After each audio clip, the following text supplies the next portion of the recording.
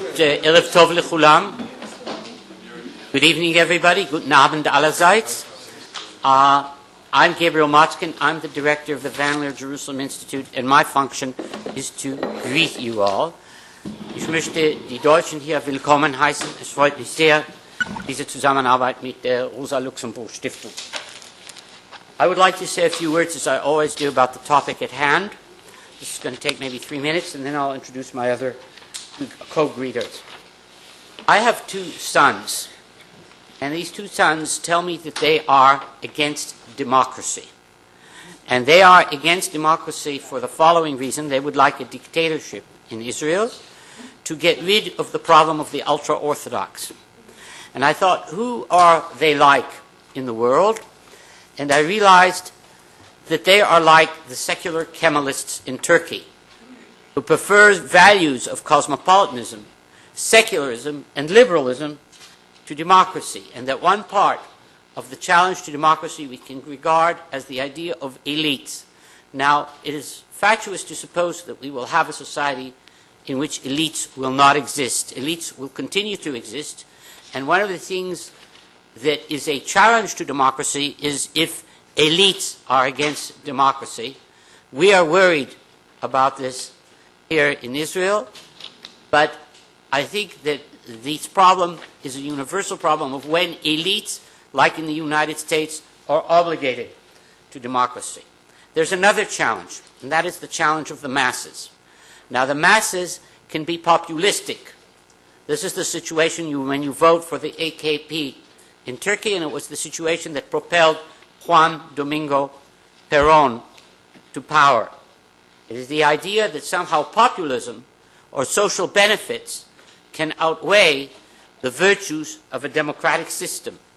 A democratic system, as we know in modernity, for after all, democracies are not that old, they've existed maximally for 250 years, is based on factionalism. It's based on taming factionalism, and it's based on a competitive system in politics. And unless there is a competitive system in politics, there can be no democracy. We are worried because we also know that all political arrangements are temporary. Temporary means that democracies, that the age of democracy, at some point, whether in 100 years or 1,000 years, may come to an end. But we, here at Van Leer, and at the world as a whole, I hope that you, all of you, are obligated to the idea that democracy is a more moral system of reaching political arrangements.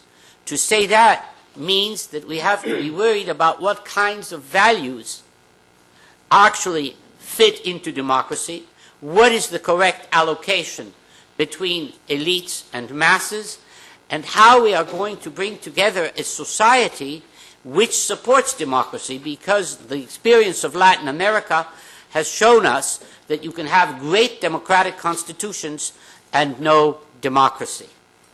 These challenges exist right now in Israel. In the last couple of years, we have seen a situation which we think is incipient, we hope is incipient, and we hope in this conference to learn something about both the challenges here and elsewhere to democracy and how these challenges have been met. We think that this is not just a scholarly issue, it is an operative issue for all of us. So having said that, I will cede the floor. I wish you all a conference where you really learn something. I'm really happy about the cooperation with the Rosa Luxemburg Foundation, director of the Israel office of the Rosa Luxemburg Foundation. Please.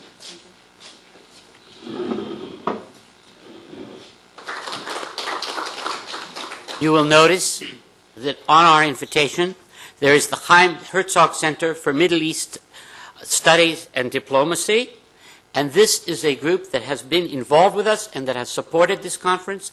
We think it's very important to have both the global and the local involved in a conference like this, and therefore it's a great pleasure for me to call on Professor Yoram Meital, who is the chairman of the Chaim Herzog Center for Middle East Studies and Diplomacy at the Ben-Gurion University of the Negev, to greet us. Please, Yoram. Good evening. Thank you, Gabi. Angelika, thank you.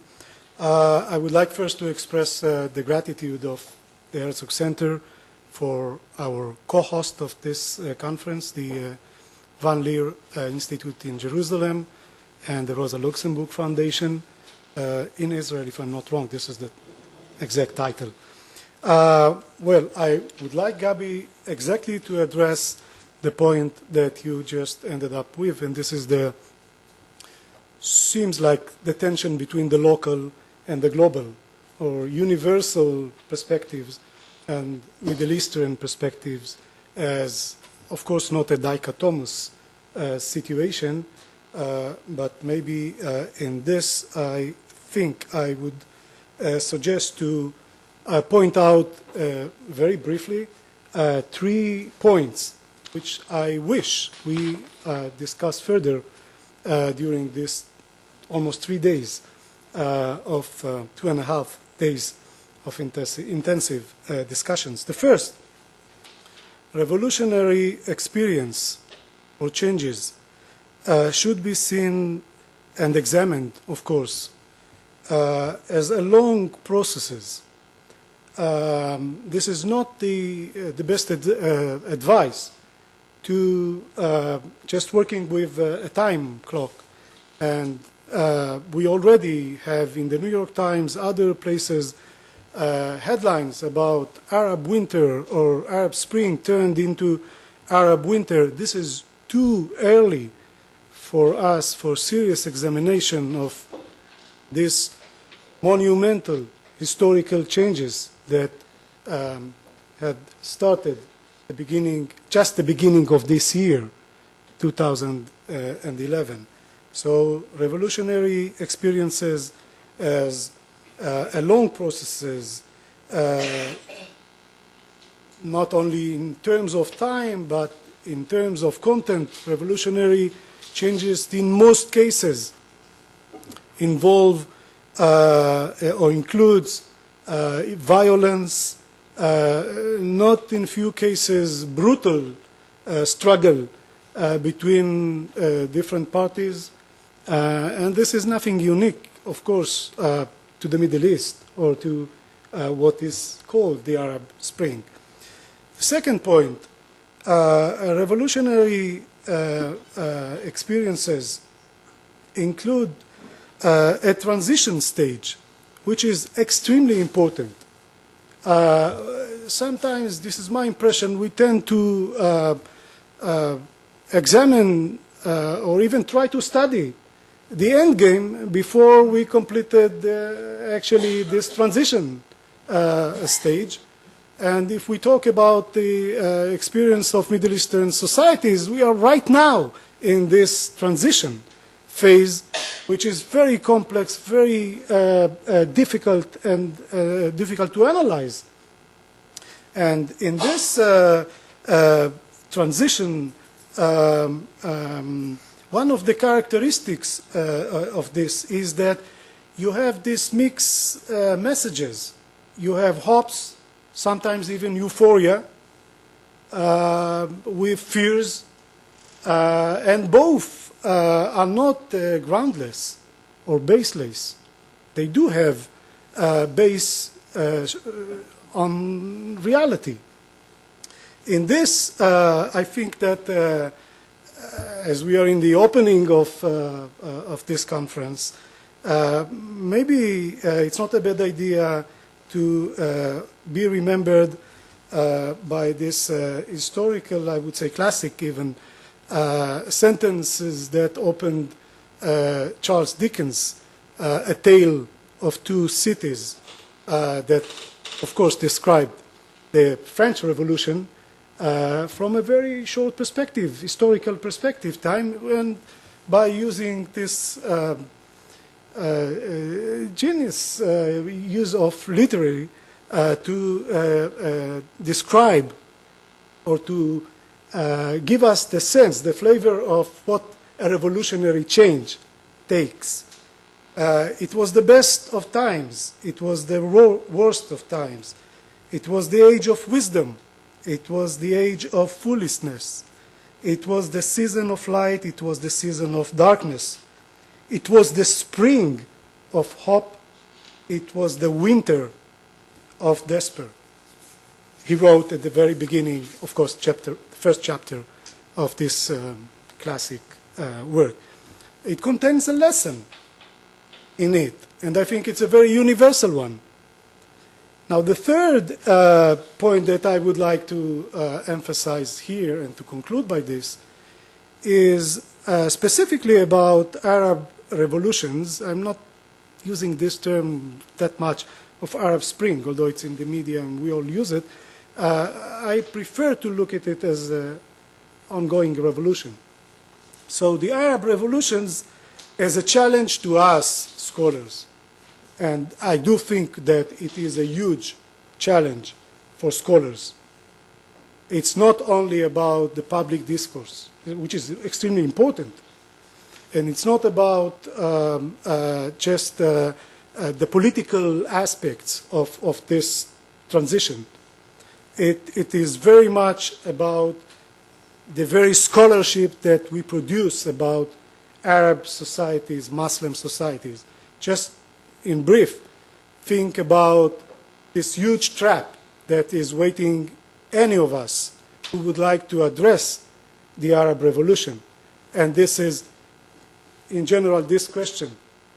Are the Arab ready for democracy? Or is Islam can exist or live with democracy? It's a huge, huge challenge. Of course, we can come with our own understanding, reading, study, conclusions, and give the best answer we can. But I would mark this as one of the biggest challenges for us scholars, especially if we seriously discuss, for example, the question of political Islam and what political Islam rule in the Arab Revolution. Needless to say that this is one of the most important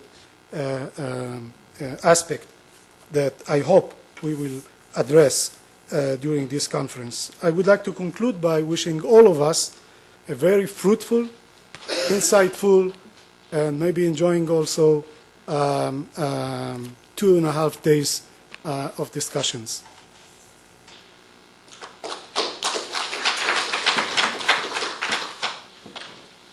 Okay, I think now you will leave, and we will ask Professor Diamond, Professor Khazan to come up here. You want to stay there? Okay. Okay. Our keynote speaker is Professor Larry Diamond, who is from Stanford University in Palo Alto, where he directs a center at the Friedman Spogli Institute, and his center deals specifically with issues of democracy, and he is an internationally known scholar. I don't have to introduce him to all of you, and with no further ado, I'm going to turn over the floor to him to talk to us, to address us on the subject of why democracies have flourished and failed during the third wave, political versus economic factors. Please. Okay, thank you very much. So now comes the hardest challenge of the evening. Oh, I have to sit there. Okay. I'll let you find it.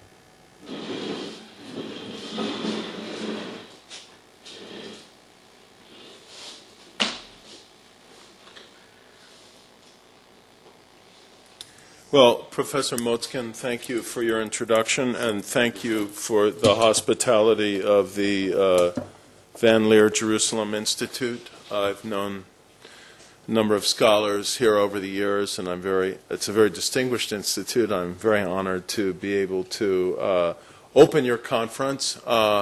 There's no shame in being asked to do so in the wake of Saadetdin Ibrahim, our good friend, not being able to come. And I'm a big fan of his, and I don't necessarily assume he'd agree with everything I'd say, but I think he actually might agree with a lot of what I have to say, including the broad spirit of what I will say at the end about the Arab world. And I want to thank Angelika, Timm, for her patience through our long correspondence, and Professor Meital and all of the institutional sponsors. Let me say a couple of things at the beginning before I get to my slides. I think I should just start off with these provocative points. Since we're going to be engaged in a conversation over the next 2.5 days, we might as well start it now. First of all, I don't think there is such a thing as Western-style democracy. I would say this very emphatically as someone who studied democracy. Well, Naomi knows this for the last exactly 30 years or so. I think there's simply democracy. And there's a diversity of democracies in the Western world, and there's a diversity of democracies in the non-Western world, and they're not democracies unless they meet certain minimum conditions. And if they don't meet those conditions and try to parade themselves as democracies, they're not only not Western-style democracies, they're not democracies. And I'll try and make and elaborate that point over the course of my talk. The second thing I would say to those of you who are wringing your hands about the state of Israeli democracy, well, first of all, you can take cold comfort in the fact that you're not alone. We're very displeased with the state of democracy in the United States. We have our own, I think, very acute problems of democratic functioning. And there is some irony in the reflection that Germans are unhappy with their democracy because in most of the surveys of democratic quality by The Economist magazine, the Bertelsmann Foundation, and so on, I mean, Germany does at least rank ahead of the United States in terms of democratic quality. And again, I would say there's no such thing as a perfect democracy.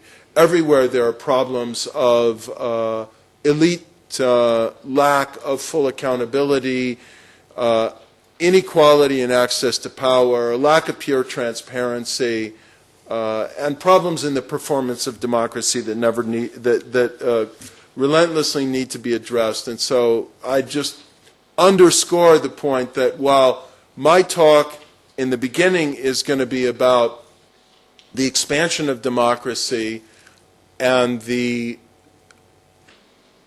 ebb and flow of democracy, or I phrased it flow and ebb because we had more flow in the first part of the third wave of democracy, and I think we've had more ebb in recent years, and I'd like to interrogate some of the reasons for that.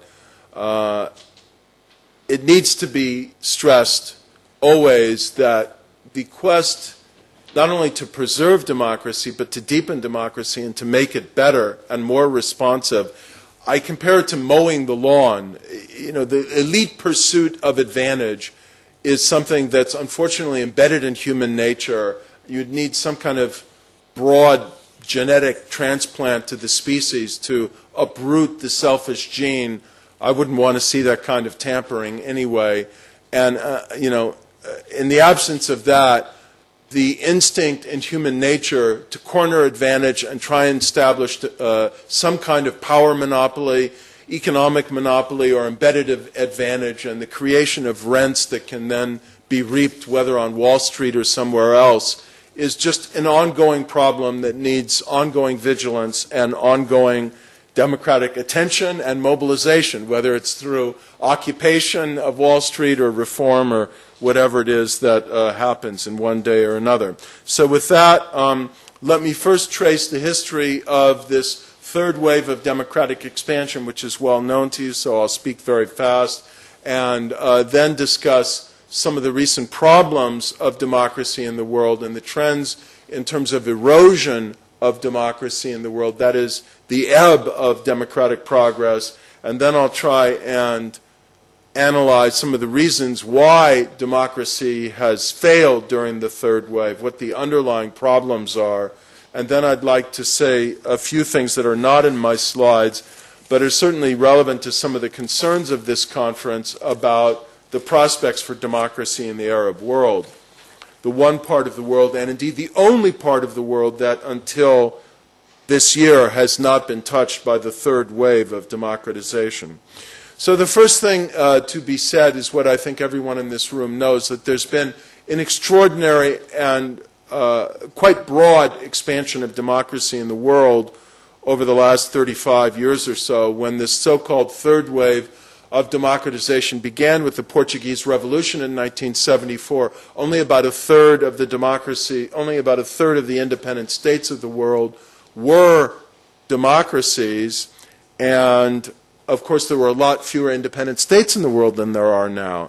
And then that percentage rose very gradually during the 1970s and early 80s, and then accelerated dramatically. And of course the experience of the democratization of East Germany reunifying with West Germany, and of the other post-communist states being liberated with the fall of the Berlin Wall, was a real turning point, not only in terms of Europe becoming unified and largely democratic, and at least a process of attempts, not very successful for the most part, of democratization in the Soviet Union proceeding, but also of the third wave of democratization spreading to sub-Saharan Africa, where ultimately about half of the states, at least for a time, in sub-Saharan Africa became democracies.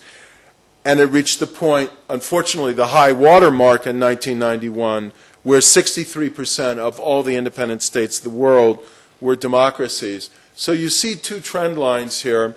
One is the trend line of electoral democracy, and the other is the trend line of liberal democracy.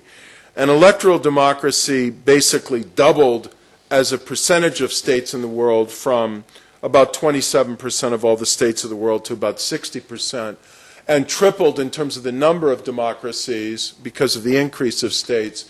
You get a larger increase in the total number of democracies from about 40 to about 120. Now it's fewer because of the erosion that I was speaking of. The number and percentage of liberal democracies also increased, but more gradually, and reached something over a third of all the states of the world, and the majority of democracies in the world. Let me say something then definitionally before I go on. In terms of electoral democracy, I simply mean a political system in which people can choose their leaders and replace their leaders in free, fair, regular, and meaningful elections. Free and fair, I think everybody understands, a level playing field with fair and transparent administration, so that the votes that are counted really reflect the votes that are cast, and people had the freedom to cast their votes as they wish and have them independently counted. Regular, of course, is obvious, and meaningful means that those who are elected really have the power to rule, as opposed to what happens in Iran or Pakistan or Morocco, where you may have elections, and even if they're relatively open and fairly counted at the moment, first of all, they're not really even free and fair, but second of all, even if they were, the people who are elected in Iran, Morocco, and Iran for varying reasons have only a very modest share of the real power, and the real power rests with the monarchy in Morocco, with the supreme leader in Iran, or with the military in Pakistan. So obviously that is not democracy. Moreover, even an electoral democracy has to have some minimum of a rule of law and freedom to run for office and to express one's political views and to organize in political parties if it's going to even be an electoral democracy. By liberal democracy, I mean a slightly higher threshold, or a significantly even higher threshold of democracy, which ensures much better protection for civil liberties, a much more vigorous civil society, a much more genuine rule of law secured by at least a reasonably independent judiciary, control of corruption at least to some degree, and certainly civilian control over the military. You might ask, well, what's the indicator of liberal democracy here? And it is a very simple empirical one. It may be imperfect and disputable, but I count as liberal democracies all of the countries each year that are scored at least a 1 or a 2 on the 7-point scale of political rights and civil liberties that Freedom House produces annually. So every country that gets a 1 or a 2 on each scale, political rights and civil liberties, I count as a liberal democracy, and that now includes some 77 countries in the world, including a surprising number in the developing world. During this period of the third wave of democratization, democracy became a global phenomenon for the first time in world history. Today, most of the states in Latin America and the Caribbean, obviously not Cuba, not Haiti, not Venezuela, not Honduras, although you probably could put it back in the democratic category now, meet the test of electoral democracy, and about half of these are liberal democracies. In the former communist states of Central and Eastern Europe and the Soviet Union, the percentage is about 62%, but that means virtually all of the countries of Central and Eastern Europe and the Baltic states, and virtually none of the others. And as you know, we face a really serious and I'd say gathering problem in Ukraine now, where with the election of Yanukovych after the implosion of the Orange Revolution, Ukraine is moving in the wrong direction. In Asia, about 40% of the states meet the test, at least of electoral democracy, and separately, most of the Pacific Island states. It used to be half of the sub-Saharan African states, virtually half, 23 I think was the high water mark. I now count 17, and I want to come back to this. Africa is the place, sub-Saharan Africa, where there's been, I'd say, the greatest erosion of democracy in recent years. And if you look to the Middle East, there are only two electoral democracies, Israel and Turkey. And since the implosion of Lebanon in the early 1970s, there's been no Arab democracy. I hope that will change now, at least in Tunisia. We'll see.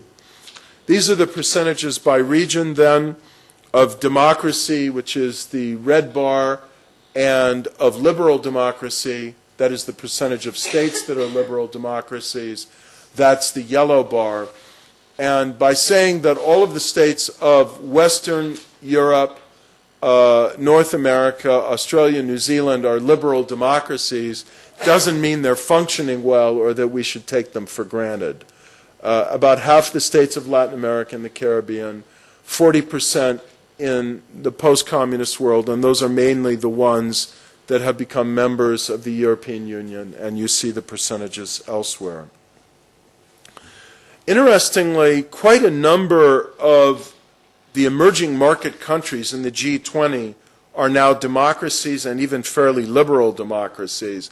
This is a fact that has not been adequately appreciated in terms of not only the spread of democracy, but just the kind of geopolitical weight of democracy in the world. India, Brazil, if you look at the G20 countries that are essentially still developing countries, emerging market countries, all but two of them are democracies. China and Saudi Arabia are the only non-democracies, and you can see all the others that are democracies, and Brazil, Argentina, sort of, South Korea, and South Africa would meet my test by at least their Freedom House scores of electoral democracies. And Indonesia is doing pretty well, given all of the challenges it faces. None of these obviously are, quote, perfect democracies. About two-thirds of the world's democracies, as I said, 77, are liberal democracies. That means electoral competition is really institutionalized, fair, and open. Civil liberties are better protected. There is, a rule of law in which violence is limited. There are relatively low levels of political violence and of abuses or impunity by state security forces.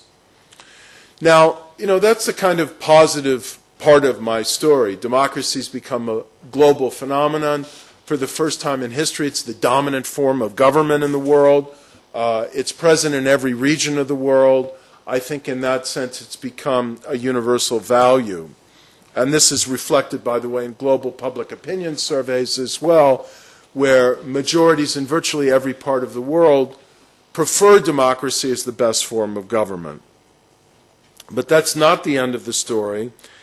The proportion of states in the world that are democracies peaked in 2006 at about 63% of all states. It basically reached that level in 1999, oscillated a bit back and forth, and has declined since, and indeed has been in steady decline in the last 5 years, where the number of democracies has shrunk from 121 to 113, and we've had 5 consecutive years of declining freedom scores and more states losing freedom than gaining freedom. The rate of democratic breakdown, and by that I simply mean countries moving from being electoral democracies to no longer being electoral democracies by one means or another, in the last 12 years, since 1999, which is a period of time that I think is marked in particular by the very significant breakdown of democracy in Pakistan in 1999, exactly 12 years ago to this month. So if you take this 12-year period and compare it with the previous 11 or 12-year periods that preceded it during the third wave of democracy, you find that the pace of democratic breakdown, I'm going to show you this in a moment, has been significantly greater in these last 12 years than in the previous 2 long decades of the third wave. All in all, there have been 26 breakdowns or reversals of democracy since 1999, and these have come in some very large and strategic states like Pakistan, Russia, Nigeria, Venezuela, Thailand, Bangladesh, the Philippines, and Kenya. This shows you the ratio of countries in each year since the Cold War ended and the former Soviet Union collapsed, the ratio of countries that Freedom House judged as improving their freedom scores on either political rights or civil liberties or both in a given year compared to the countries that were in decline. And one is the median line here. When the bar is below 1, it means that the proportion is negative. More countries declined in freedom than gained. So what you can see is that for most of the years since 1991 up until 2006, significantly more countries were gaining in freedom than were declining in freedom. There were a few years of relative parity, a couple years where the balance looked slightly negative. But for the most part, until 2006, and particularly 2007, there was a dramatic balance in favor of the expansion of freedom. And indeed, freedom levels improved around the world. And then in 2007, more than 3 times as many countries declined in freedom as gained. And in 2008, 2009, and 2010, in each of those 3 years, more than twice as many countries declined in freedom as gained in freedom. These are some of the empirical features of the democratic recession that we've been in since then. Again, I underscore a political recession of democracy, which may or may not, but I would argue is not prominently related to the economic recession that began at the end of 2008.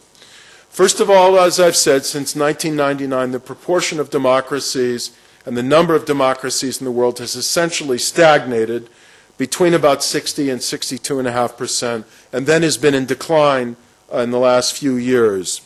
The number of breakdowns has increased. Of the this now slide is outdated. I've counted many more democracies, but the highest proportion of them have been since 1999, as I've said. So here is, I hope I've, no, I don't have the right slide here, so you'll have to trust me. Let me tell you, one of the interesting things I did this summer, and I'm sorry it isn't reflected in this slide, but it is in my paper, and I'll give you updated slides, is I hired a research assistant, and I went back methodically, agonizingly. It was really trench warfare in terms of looking at sometimes very small countries like Guyana and their performance. And I tried to determine every failure of democracy, every erosion or breakdown of democracy since 1974. And I found many more of them than I had found since the period when I wrote my book, The Spirit of Democracy. But the empirical points remain the following. Number one, there's been a rising incidence of democracy since 1999. Number two, there are quite a number of democracies, you see some of them here, that have broken down and not experienced a return to democracy since they broke down. And the percentage of, I don't know how I failed to do this, but mixing and matching PowerPoints is not always an easy task.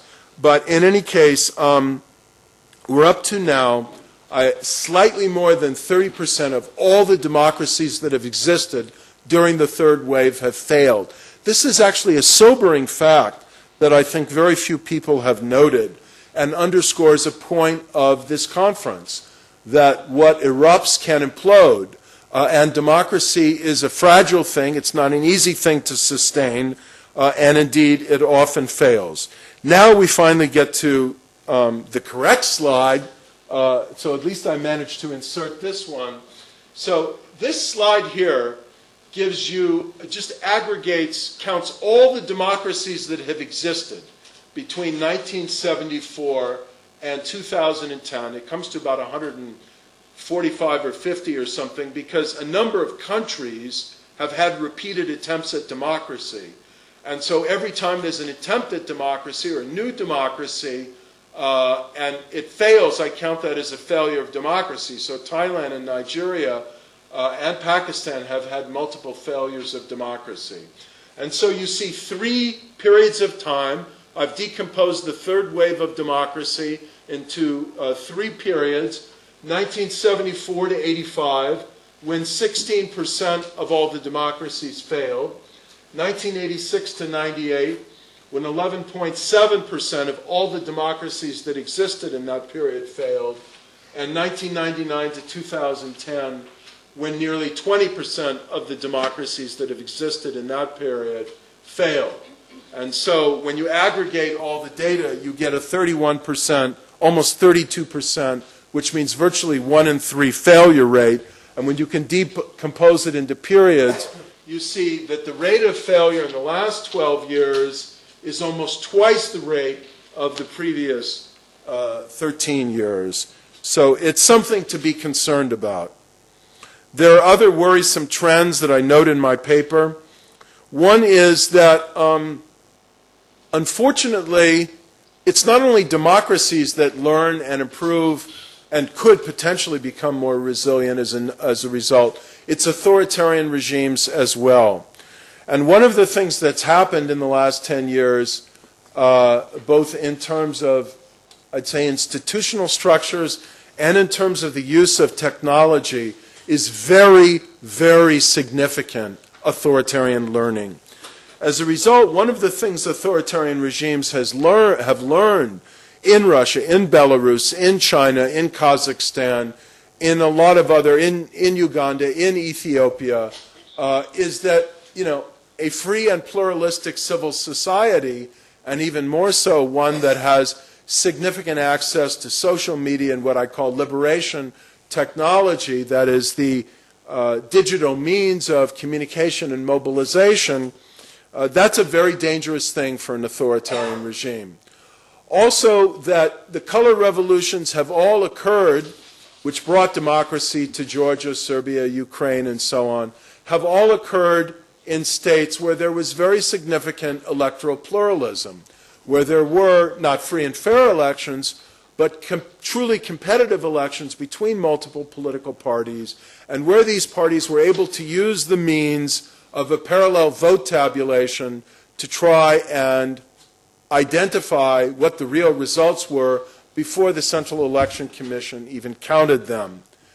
And the result of this is that these authoritarian regimes have been squeezing the fundamental constituent elements of pluralism that facilitated democratic eruption in various countries around the world, and have been trying to remove many of the facilitating conditions for transitions, at least by electoral means, from authoritarian rule to democracy. A very significant element of this has been a backlash not only against civil society, but against international assistance to civil society and democratic political parties by international foundations and actors like the National Endowment for Democracy, the National Democratic Institute, the International Republican Institute, the Center for International Private Enterprise, and the Free Trade Union Institute, now the Solidarity Center in the United States, or even the Ford Foundation, the Open Society Institute, and so on in the United States, the German Party foundations, the Ebert Foundation, the Naumann Foundation, the Konrad Adenauer Foundation, and many of the other democracy assistance foundations and development institutions like the Swedish International Development Authority and so on that give assistance to NGOs, think tanks, civil society actors, independent mass media of various kinds.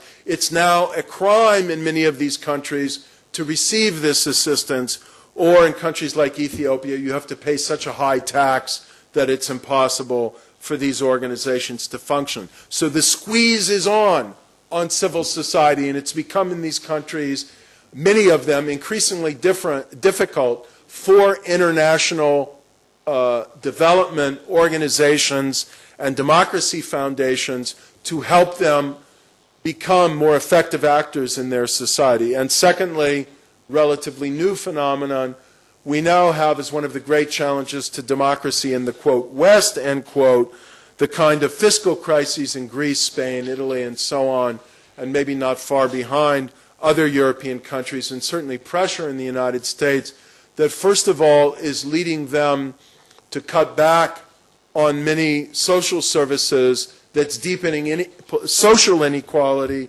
and economic inequality, and therefore potentially political inequality, generating the kind of controversy, polarization, and resistance you're seeing in many of these countries, and also leading to the possibility that they're going to cut back their international engagements in the world in ways that could undermine support for democracy.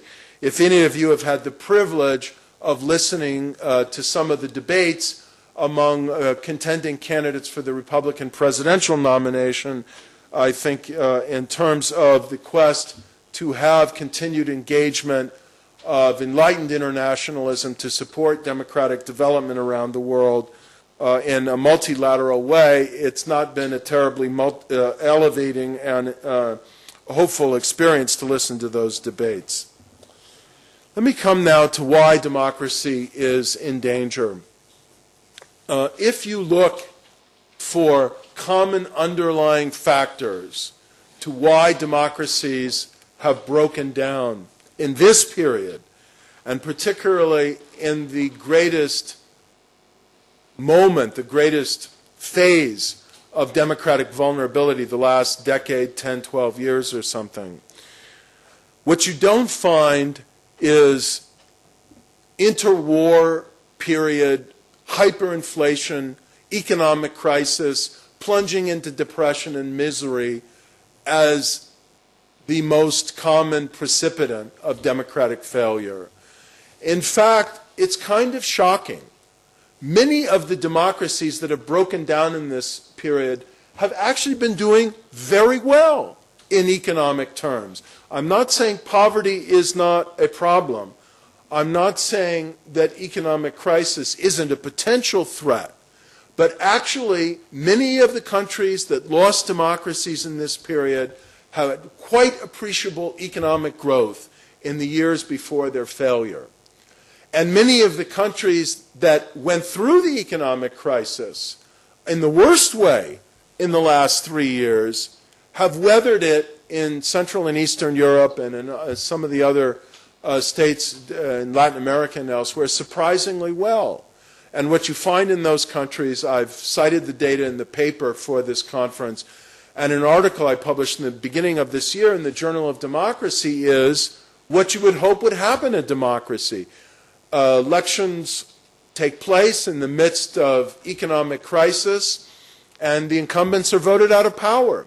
And people vent their frustration at the ballot box, and democracy survives.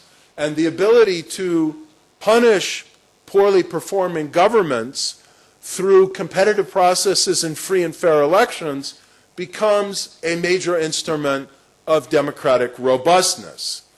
But that requires some degree of vitality and authenticity in democratic institutions. And it's the fragility of that, or the absence of that, or the assault on that, that is most associated with democratic failure in this period. And that has, as the two leading elements, first of all, a weak rule of law with extensive corruption and abuse of power at many levels, fragility of individual rights and freedoms, and impunity for the state authorities, the police, the intelligence apparatus, and even the military, who are abusing the rights of regional minorities, ethnic minorities, religious minorities, or just individuals and poor people who don't have the means to defend their rights, and a larger atmosphere of violence, criminality, and lawlessness. So that's the first cluster. The second cluster has to do specifically with the abuse of power by executives, by rulers, presidents and prime ministers with executive authority, in part because the institutions that would constrain their rule, the Constitution, the Parliament and the prerogatives of Parliament, civil society, and so on, are very weak. I would refer you here to, I think, a very important article by my colleague Steve Fish at UC Berkeley, who has constructed an index of parliamentary powers, which I think points us to kind of a breakthrough in the debate about parliamentary versus presidential rule in terms of which is more sustaining of democracy. And Fish suggests that what you need to do is look behind the dichotomy of parliamentarism versus presidentialism to the powers of an elected legislative body at the national level, whether it's a parliament or a national assembly in a presidential system, and ask what are the real autonomous presidential powers to initiate legislation, to interrogate and investigate executive agencies, to hold executive cabinets and leaders accountable, to remove them if they misperform.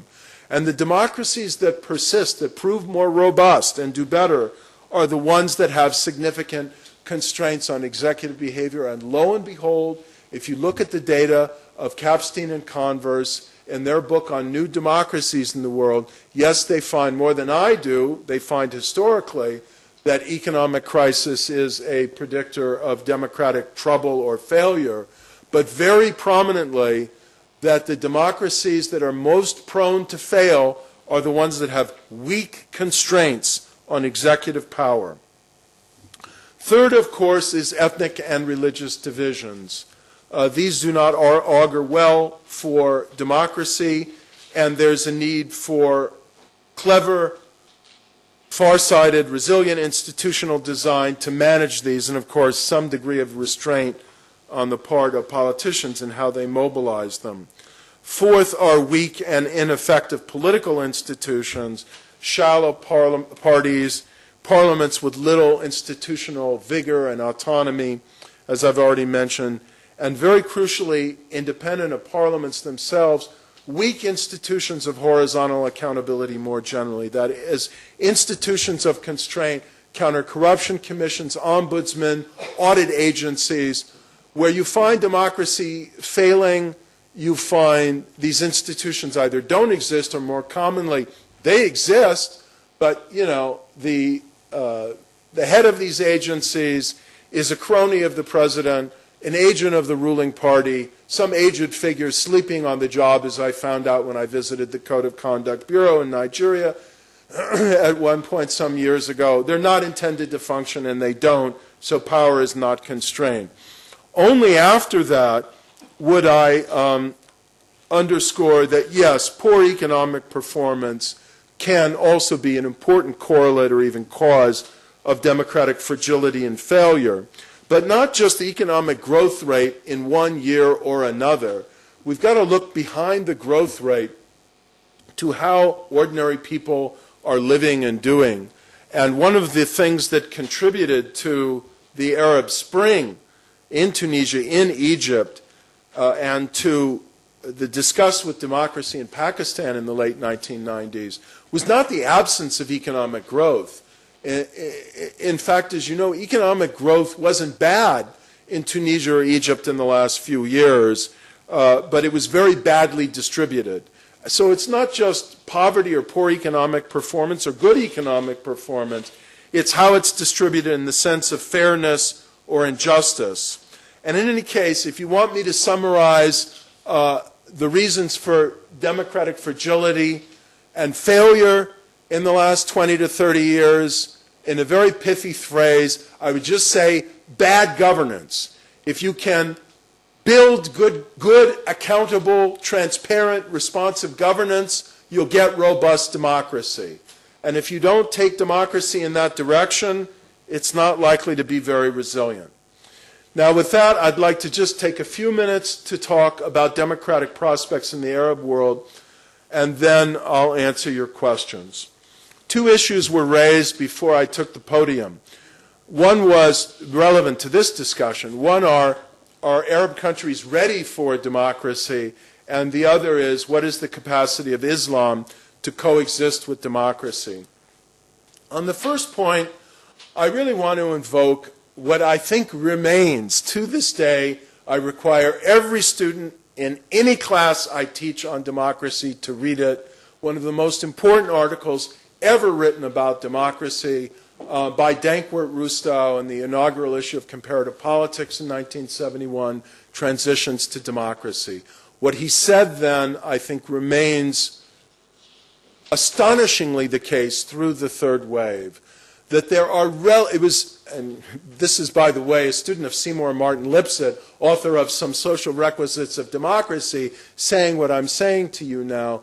There are astonishingly few real conditions for democracy. And even Marty Lipset insisted in his later years that his article had been misunderstood as suggesting that the higher level of economic development, robust levels of education were prerequisites for democracy. They're certainly correlates of better democratic sustainability, but they're not prerequisites for the viable inauguration of democracy. You look at the number of countries in the world that have inaugurated democracy during the third wave with virtually none of the prerequisites of democracy that are presumed in some iterations of the theory.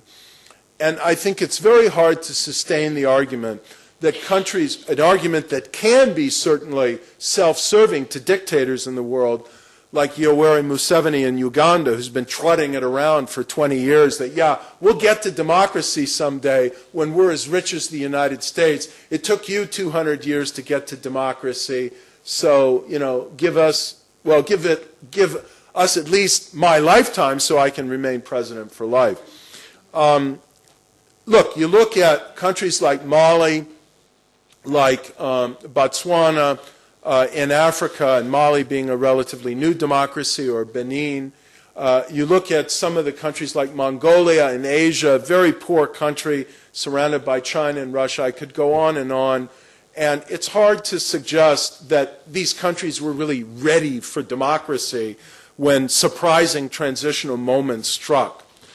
Secondly, I do think there's a lot to the argument that we published in the Journal of Democracy by Alfred Stapon and Graham Robertson, that the deficit of democracy that we find in the world is not a Muslim deficit, it's an Arab deficit. That there have been, perhaps not at quite the same ratio as other parts of the world, but a healthy number of Muslim-majority countries that have had quite significant experience with electoral democracy, and a number, and they're not small countries, Indonesia, Turkey, Bangladesh, and smaller countries like Mali, that have had pretty successful experience with democracy. Malaysia is not an electoral democracy. Malaysia's on the edge of becoming an electoral democracy. It's been a very successful semi-democracy for a couple generations now, but unless you have truly free and fair elections, which Malaysia has not had, I don't count it as an electoral democracy. But it would certainly, I think, be a very successful electoral democracy if it could make that breakthrough. So I don't think you can blame Islam. And so we could have a long debate about what the problem has been in the Arab world. I published an article on that. I think that there have been a number of conditions unique to the Arab world in terms of the structure of their states, the historical history, the perfection of the mukhabarat in these countries, and obviously you can't leave out oil rents. But in any case, we're in a new period now. And I think it's not going away. You used the term Arab Revolution. My colleague, who I think is one of the most original thinkers on this issue, who I urge you to read and follow, who's called the Red Prince in Morocco, and I'm very proud to say that he spends a considerable amount of time at my Center on Democracy and Development and the Rule of Law at Stanford, Mullah Hisham Ben Abdullah, terms it an Arab awakening. That is, it's a real transformation in thinking and political culture and aspirations, particularly of Arab young people, that is seeking dignity, but not just dignity in terms of some fusion of religion. I'm now relating back to a debate we had earlier today at the Truman Institute, but I think dignity in terms of important principles of democracy, like freedom, self-determination, justice, and accountability. I think those are words that are very important to Arab youth, I think, and to many Arabs who are not young. I think they're simply tired of being abused. They're tired of not having any political voice. Many of them, maybe half of them, maybe more of them. Even in Tunisia, we're probably going to find out 5 to 40% of them, in terms of the proportion of the vote that Ennahda won, think that Islam should have some role. But I think they're not going to stand for a new dictatorship. Not the majority of them, and certainly not in Tunisia. I'm actually, call me naive, rather optimistic about Tunisia. I'll be less optimistic if Ennahda won a majority of the vote, not because I think that it hasn't really evolved, that it's all a fraud and a lie, what Ghannouchi and the others have been saying, but because you don't want any political party at that foundational moment in a hegemonic position, and particularly one that's at best in transition from a hegemonic ideology. So looking forward in the Arab world, are the social and economic conditions for democracy there? Are they ready for democracy? I'd say, well, in most cases, not really, but neither were, quite a surprising number of the countries in the rest of the world that have made transitions to democracy in the last 25, 30 years. And certainly with Tunisia, if you compare it with the average, say, country in African country in sub-Saharan Africa or in the rest of Asia or something like that, the conditions for democracy in Tunisia are better than probably at least 40% of the countries that have made transitions to democracy during this period in terms of education, personal income, and so on, globalization. And in Egypt, well, yes, there are identity divisions.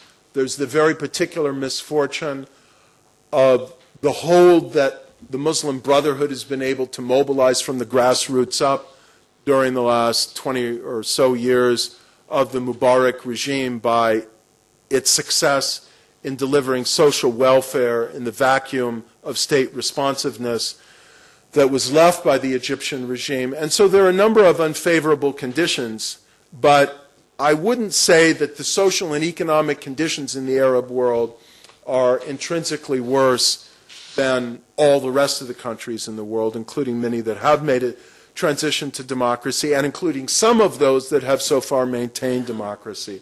In terms of political culture, look at the Arab barometer, and not just at all of the things that are published and said by the most extreme voices on the Islamic side of the political spectrum.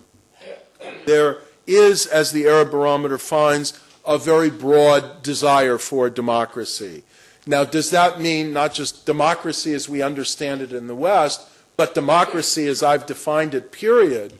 And I'd say it's ambiguous. We just don't know. I'm sorry to repeat what I said to my colleagues at the Truman Institute today, but if you look at the data from the Arab Barometer, you find that about half of the people, at least in some countries, who say that democracy is the best form of government, maybe 80%, for example, in Jordan, about half of those then say in answer to the following question, should men of religion have influence over politics? About half of those say yes. So that could suggest that many of them have in mind an Islamic form of democracy that may not really be democracy. We just don't know. Some of them may mean only influence and not anything like Iran. And some of the ones who say no to that may nevertheless wind up voting for the Muslim Brotherhood in one iteration or another in an Arab country because it's the most prominent alternative, or it delivered them a job or health care when the state did not. In any case, so I'd say the situation with respect to political culture is not necessarily ready for democracy, but is not hopeless either. Then we get to the issue of the state. Unless you have an effective state, you cannot have a democratic state. And I'll simply mention Yemen and Libya and go on, because there are big challenges there. And if they don't deal with the stateness challenge, they're not going to get anywhere in terms of democracy. We have to look at the transitions in these countries. To what extent has there been violence? Well, it doesn't look so good in Libya. On the other hand, I will say it's better that the Libyans liberated themselves than that the United States liberated the country for them. So they don't have all the burdens and problems and resentments and resistance that were stirred up, at least not yet, by the American intervention in Iraq. If you get more inclusion, more negotiations, it augurs better for a democratic transition. Then we have questions of institutional design that we could get into in the question and answer period. And I've already spoken about elites and the need. The bottom line is this. If you want to transition to democracy, then Rostow gives you two background conditions. One is one background condition and one operational condition. His background condition is some degree of national unity.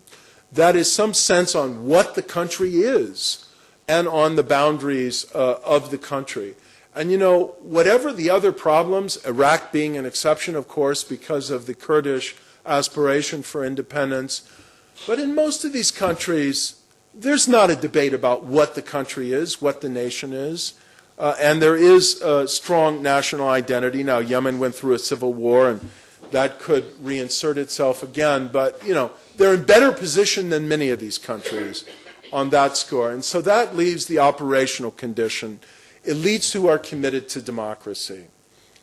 And so I'll conclude with the fundamental point of Rustow's essay, which is not that you need intrinsic democrats to get to democracy. All you need is Democrats. All you need is people who behave as if they were Democrats for long enough so the system can take root and institutionalize itself. And so democracy can become, in the famous words of Juan Lentz and Adam Przeworski, the only game in town. I don't know what's in Ghanouchi's heart. I don't know what Ennahda really wants or stands for. But I think there's a decent chance that that political party, particularly if it's not winding up in too hegemonic a position, will find itself as a result of national circumstances and a result of its dependence on Europe and the United States for economic aid and for a variety of existential reasons in need of maintaining democracy and behaving as if they were democrats.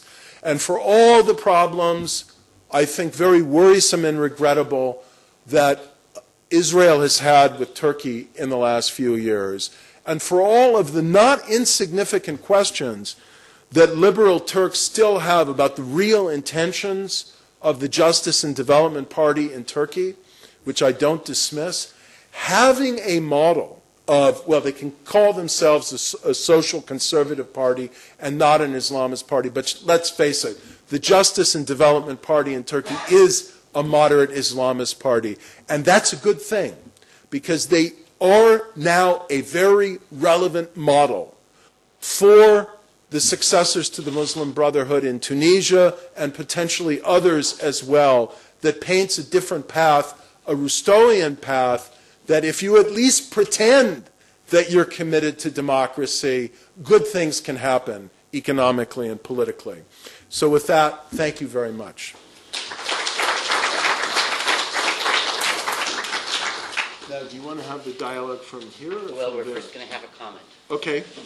Okay, So I will remove myself.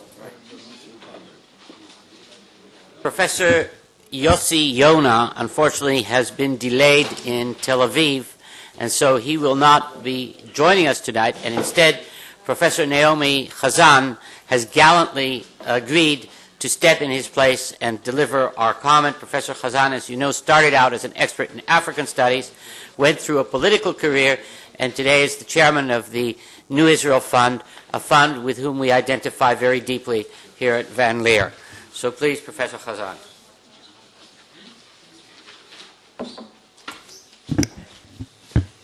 Erev Tov, good evening. I must admit I didn't gallantly volunteer to do anything. I was recruited. And because Larry is an old and dear friend, I agreed about an hour ago to step in because Yossi Yona couldn't make it this evening. Hopefully you'll be able to be with us during the course of our deliberations. If I may, for that reason, rest assured that I will be very brief indeed, and perhaps a little sharp. Good. But I think the purpose is to, in a sense, begin the conversation. And I want to commend Larry Diamond for really doing a tremendous job, giving us a very good, broad perspective on the status of democracy today and some of its major problems. And for that, really, truly thankful, and it was worth your coming here for us. Having said that, I want to highlight several points, if I may, and ruminate on them, ask some questions. I think they've been in the minds of the people who have been listening to your really riveting presentation during the past hour. The first relates to definitions. You discussed democracy very strongly in terms of electoral democracies and liberal democracies, with very clear criteria for electoral democracy and little additions and strengthening for liberal democracies, stronger civil liberties, civil society, more rule of law, etc. Interesting. But I must admit that I found at least 2 to 3 definitional aspects, or at least potential definitional aspects of democracy, almost entirely lacking in your presentation. The one that was the least lacking was your reference to economic aspects, but not in terms of economic equality or what is known as social justice, to the normative basis of democracy and democratic thought and the democratic ethos. If I expand that and create another category, I actually found your definition totally lacking in values. And by the way, please understand, Larry and I go back over 30 years. So we've had this discussion before in various iterations, and it's a great joy for me to have it again. Okay? But having said, it's not the status or the state of development that's important economically. You said it at the end, finally. It's the distribution. It's the issues of social justice that are important. Secondly, democracies are about values. I think. And correct me if I'm wrong. And third, and not coincidentally, democratic countries have democratic societies. There are structural features of democracy that relate to social foundations, and it's not good enough only to talk about civil society. Now, since I'm speaking tomorrow morning, I'll leave that for tomorrow morning. But I do very strongly believe it has to go more fundamentally down to look at the social foundations of democratic countries. And therefore, what happens, because your definitions of democracy are formalistic, even the liberal democracy is formalistic, then your definition of breakdown is formalistic as well, although intriguingly, you highlight 2 points that aren't part of your definition. The civil society restraints, which hints at the social foundations, and the fiscal disarray, which hints at the problems of social inequality. Okay? So, point number 1, is it enough to talk about democracy simply in terms of electoral or liberal democracies? Isn't it time to go further? Point number 2 relates to the reasons you presented for democratic fragility or democratic breakdown. And I want to apologize for this comment because I may be wrong. Again, remember, I was recruited an hour ago for this task. But it does seem to me that your explanatory framework really contains a major tautology. You're explaining the breakdown by the absence of the features that you defined as the features of democratic countries. And primarily, rule of law is weak, executive abuses of power, all the things that define non-democratic countries or weak democratic countries.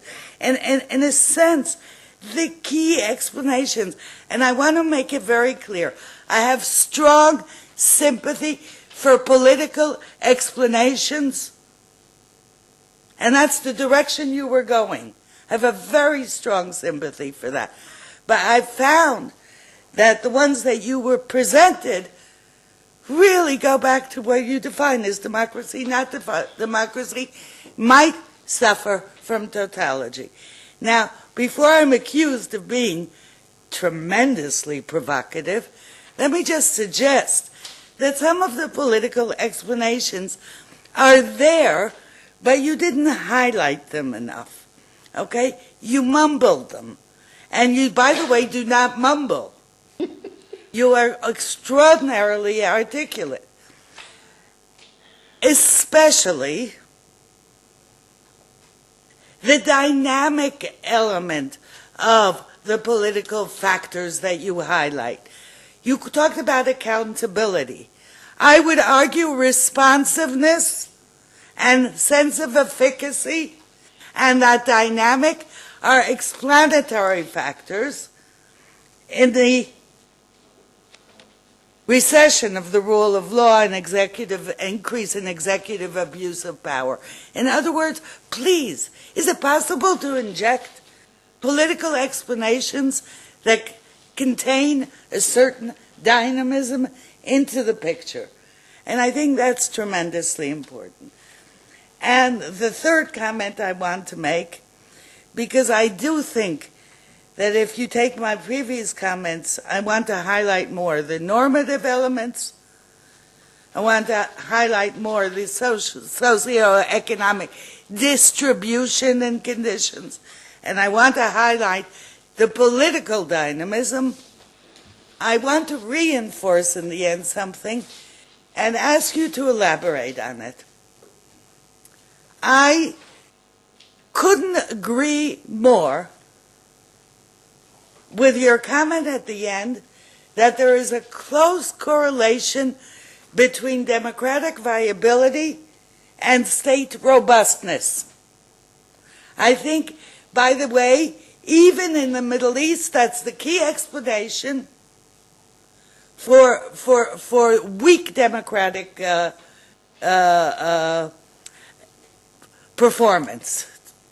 Okay? But why? Why are democracies so contingent on strong states? And it seems to me a critical question of historical importance as well to explain that, because, by the way, that helps us understand why democracies started in the Western world and have become global as state robustness has increased in other parts of the world. So could you please elaborate on that? Because there's something very important there, and if we can understand it better, I think it would be extraordinarily helpful for our comparative analysis. And thank you again, and excuse me for my abruptness. I didn't have a chance to practice my tact. Would you like to answer her right away, or? Yeah, I can do so briefly, and then I'm sure these points will recur in the broader discussion. Well, I certainly plead guilty to one of the charges that I've had leveled here, which is that I have that is a political and formal rather than moral, socioeconomic, and normative, at least in that sense, definition of democracy. It's just, it's a conceptual approach I have. I think it's the predominant one in political science, for better or for worse. So, and it's certainly in political theory an endless subject of debate. But I think that democracy, certainly as I am looking at it, as it has been looked at in the literature, is a political system. It's not an economic system. It's about the structure of governance and the structure of power. You have to have, of course, Dahl addressed this at great length, I can't exceed him, some minimum of distribution in order to have meaningful political rights. If people don't have some degree of access to power because they're just so cut off socially and economically, then you may not have democracy being sufficiently meaningful to even talk about it. But I'm sorry to say it. I mean, I basically agree with you. I might not go as far as Rosa Luxemburg, but I do think that economic equality is a very important value.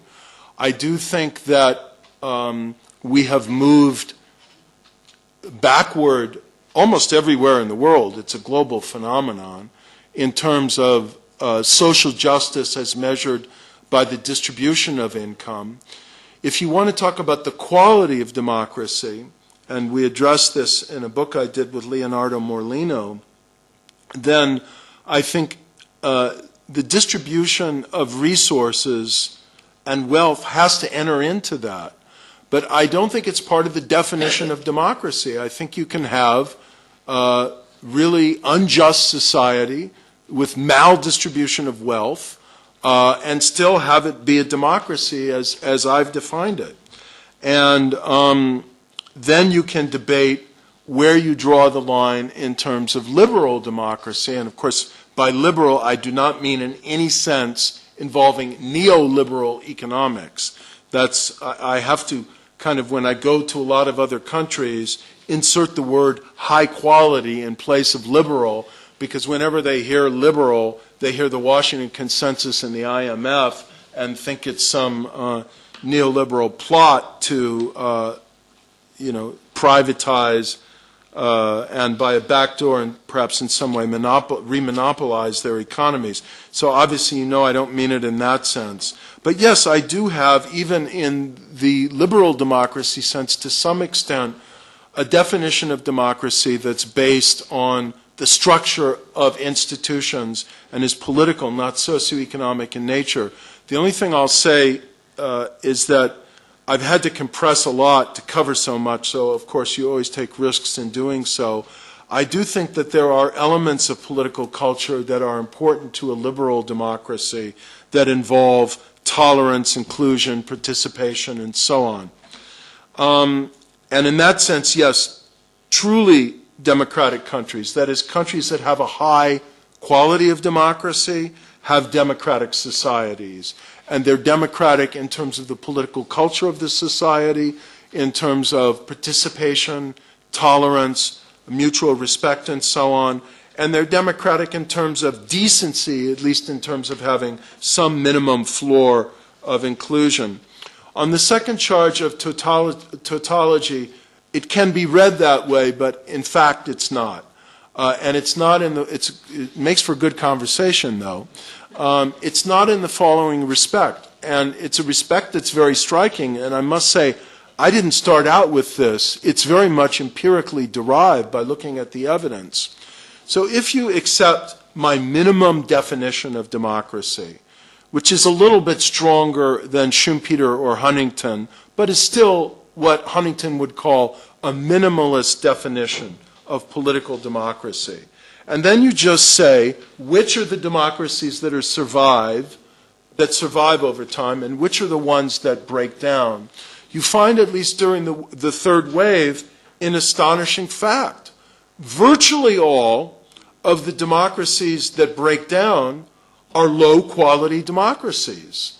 That is, they're electoral democracies, but they have a weak rule of law, weak constraints on executive power, lots of violence and abuse of rights.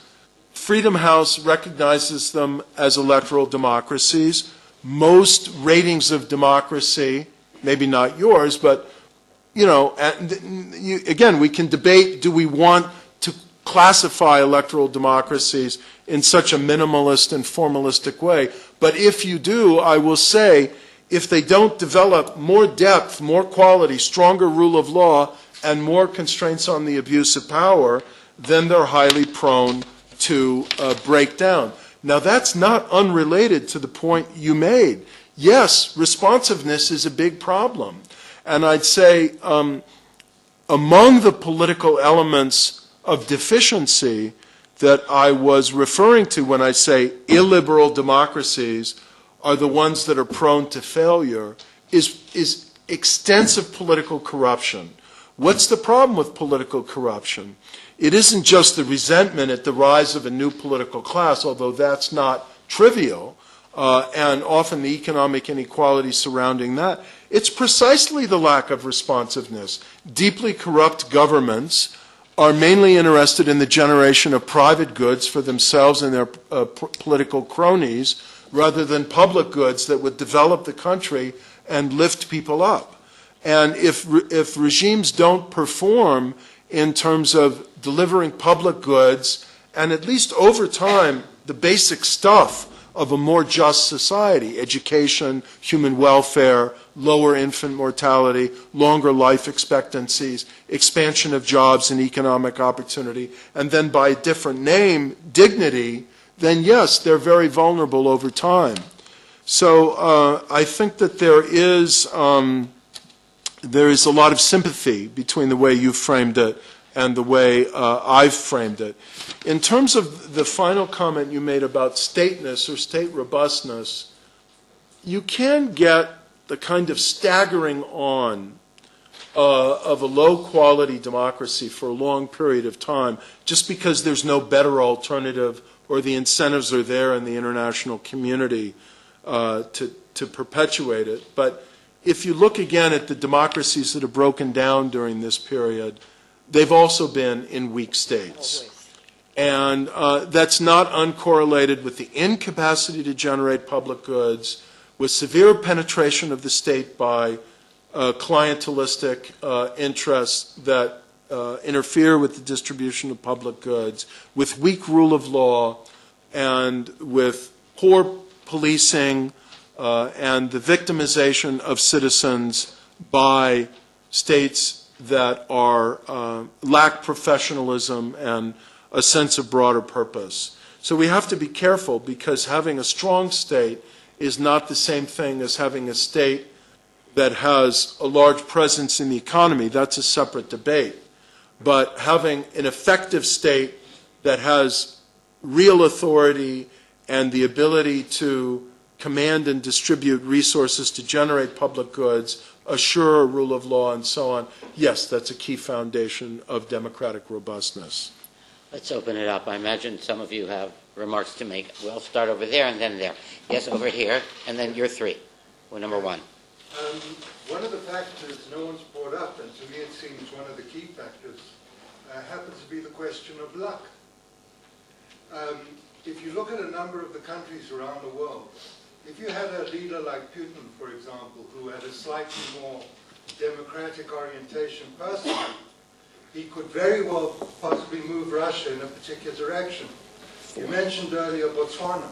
Why is Botswana democratic and Swaziland almost next door not? Question of luck. Seretse Khama and his son, and Khama's own orientation. The second thing I wanted to mention was, and this is in line with what Professor Khazan said, I would say that the sturdiness of a democracy is not only in what you call civil society or in society at large, it would even come down to the degree of democracy within families. And I'd like to see you do a chart where you show the democracy, in other words, how a father would treat his son and daughter, whether equally or not equally, and the sturdiness of the state democracy. I think you'll probably find a lot of correlation. You want to answer that right away, or? Yeah, can we get people to introduce themselves? Yes, we'd like to. Gordon. So, a couple of things. Well, there's no doubt that, good fortune plays a not insignificant role, that leaders, for example, do make a difference. I would trace the Russian tragedy back as well to the accident of fate that we can now say, in retrospect, I think it's pretty much beyond dispute, that Boris Yeltsin was a chronic alcoholic. When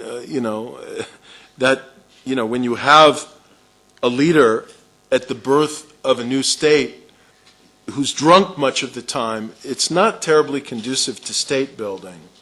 But I think that you could also locate features of the Russian transition, the Russian political economy, and frankly the Russian political culture that presented challenges to the institutionalization of democracy. And by the same token, I think you could go back to the literature on Botswana, powerfully acknowledge the founding leadership of Sir Seretse Khama, but also note other features of Botswana society and political culture, as our colleague John Holm has done, for example, that made it much more conducive to the development of democracy. We could look at Harry Eckstein's theory of congruence in society to develop the theory you noted about if you have democratic structures and cultures at more micro levels of society, it would be much more conducive to democracy. I just don't put much stock in it, frankly. Certainly not for the founding of democracy. I think that you can find democracy emerging in places where there's pretty appalling relations in the family. And of course, one would have a deeper and more robust democracy if either that isn't so or it ultimately changes over time. But I don't think it's consistent with the historical evidence to say that you need democratic societal relations at more micro levels in order at least to get democracy going, or maybe even to sustain it. It may lead to a higher quality democracy, but not the pathetic formal democracy that I have articulated. This gentleman over here. University. I think there was one factor that was missing, or that at least I consider traditionally as having some role, and this is the international context. For example, you mentioned you were moderately optimistic about the Arab Spring. Well, I said Tunisia. I didn't say the whole Arab Spring. Yeah. However, these transitions are taking place in the middle of a world and a European tremendous economic crisis, financial crisis. Europe and the United States, but Europe in particular, is not in a position, for example, to launch a kind of European Marshall Plan. We, in reverse, in the 1990s had the implosion of the Soviet Union, which certainly was a facilitating factor in the development of democracy in Eastern Europe. Therefore, and then you have nowadays the emergence of China, and China being interested in Africa and in petrol, etc., etc. So, in my opinion, the international context, for example, nowadays is not very conducive to facilitate this transition, whereas it used to be. Maybe these are an explanation of your thesis of the ed that you were speaking about. Do you want to gather up questions? Would you rather do that? Well, it might be more fair to people. And also, I know from experience that my answers will be shorter if you do that. Okay, let's take three in a row. Okay, this gentleman over here is the next one. And you're all down on this list. Yes. My name is Alex Dimovic from Berlin Technical University. I wonder how the argument of Colin Crouch would fit in the picture. You give us, when he speaks of post-democracy and with regard to all the OECD countries, what means we have the formal framework of elections and parliaments and everything is fine with the functions of these institutions, but on another level, there is a hollowing out of the democratic process. This is one of the things I have in mind, and then there is an empirical aspect. I think there is also, with regard to equality or inequality, a temporal aspect.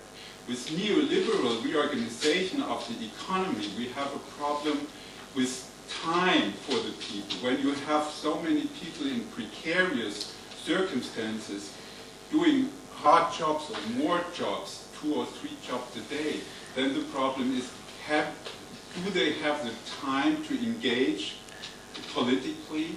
Do they have the time to be involved in political communication, to have the money for the information and all these things? And then I think there is a strong argument in Bourdieu's work on public sphere and political participation. When you do not have the expectation that your participation will have any impact on political decision making, you would tend to apathy.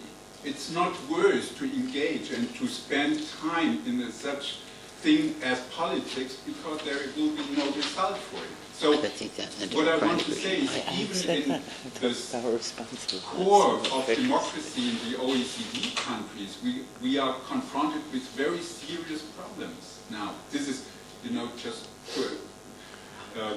asking you for elaborate on this. Do you want to take those two, or do you want a third Let's one? take one more. Take one more. This young lady over here. My name is Eilert, and I'm doing University of Frankfurt at the moment. Well, one question was about the international context, maybe a slightly different take on that. So I also think exactly that in the big statistics of factors that help democracy survive, the region was one of the factors. And do you find that still matters or not any longer? And of course, for the deficit of armed democracy that you mentioned in your talk, that seems to be one of the relevant issues, the regional context. If Tunisia manages to break away, it might be more difficult for a country like Lebanon or Jordan or even Egypt. And another thing, in this context, I'm not sure, maybe it's more of a comment than a question, but I think that the question of national or ethnic divisions that, again, you mentioned does not seem to be playing such a role with the exception of Iraq and the Kurds. It might have a larger role than that, first of all, because the Kurds are not in Iraq and they don't seek independence but some sort of federalism, but also because this problem is, again, has broader regional aspect to it, and the question what Islamic parties would do now when they have actually a chance to put political participation. So this question of definition of the nation or of the state is a very important open question. I don't know, because I cannot predict what's going to happen, but it seems to be a problem even in countries that look more less diverse. So first of all, there are large, higher levels of diversity, and even when there are not, the competing definitions of the polity are there very much, seem to be very much the same. Okay.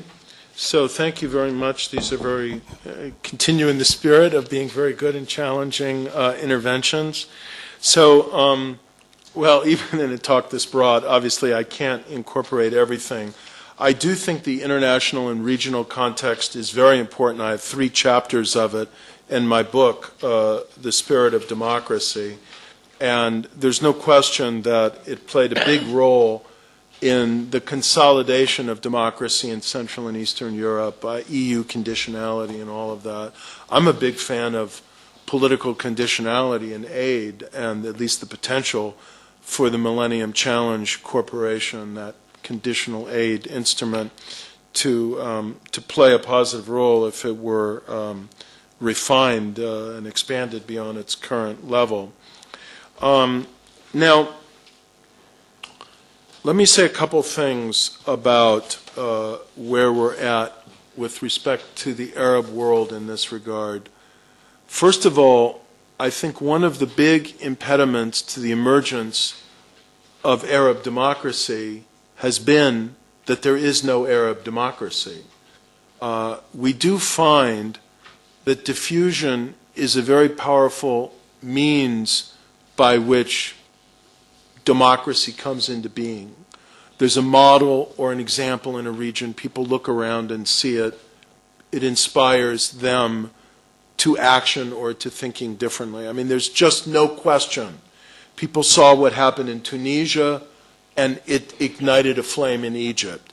People saw what happened in Tunisia and Egypt, and you got Bahrain, Libya, Yemen, and so on. You had democratic change in Korea, and it inspired, and then before that in the Philippines, and it diffused in East Asia. So Tunisia swims, obviously now, against a difficult tide because there is no model of democracy in the Arab world. But I think there are a couple of hopeful things here. One is that Arabs have begun to look at the region more broadly than just the Arab world. And it appears, I should stress, I'm not an expert on this region. I probably, have fewer words of Arabic than almost anybody in this room.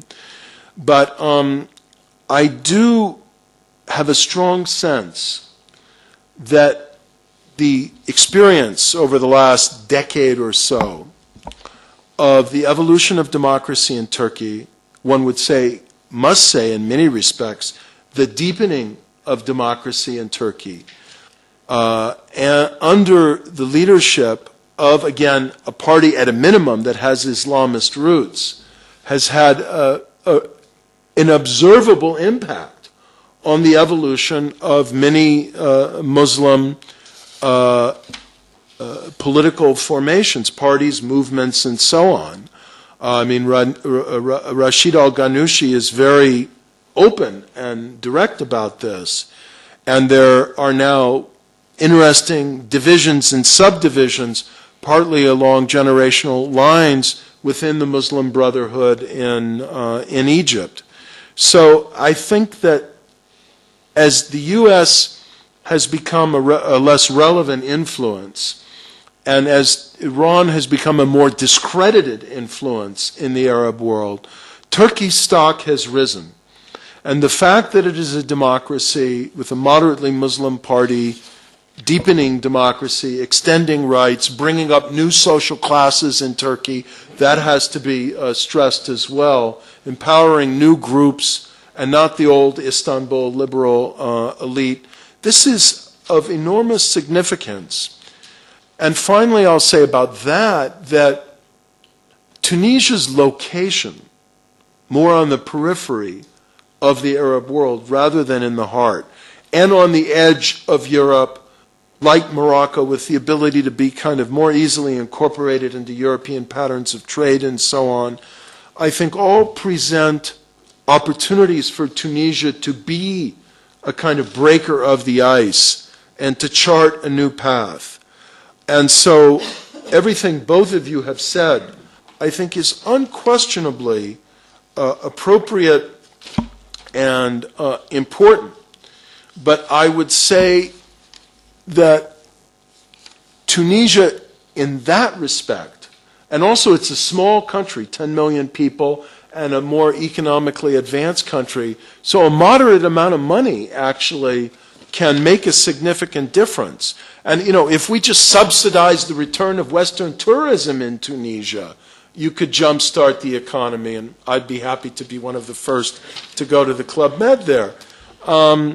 So all of these things are a little bit more hopeful for Tunisia. And I think the West should bet heavily on Tunisia right now. We can do it economically because of the size of the economy and so on more easily than we can for the Arab world writ large. And I repeat, and it's further along in terms of its democratic process, if you get one Arab democracy, it will be a point of diffusion for the rest. You're absolutely right in what you say about China in two respects. Number one, it now represents an alternative model in the world of successful development under more or less capitalist authoritarianism.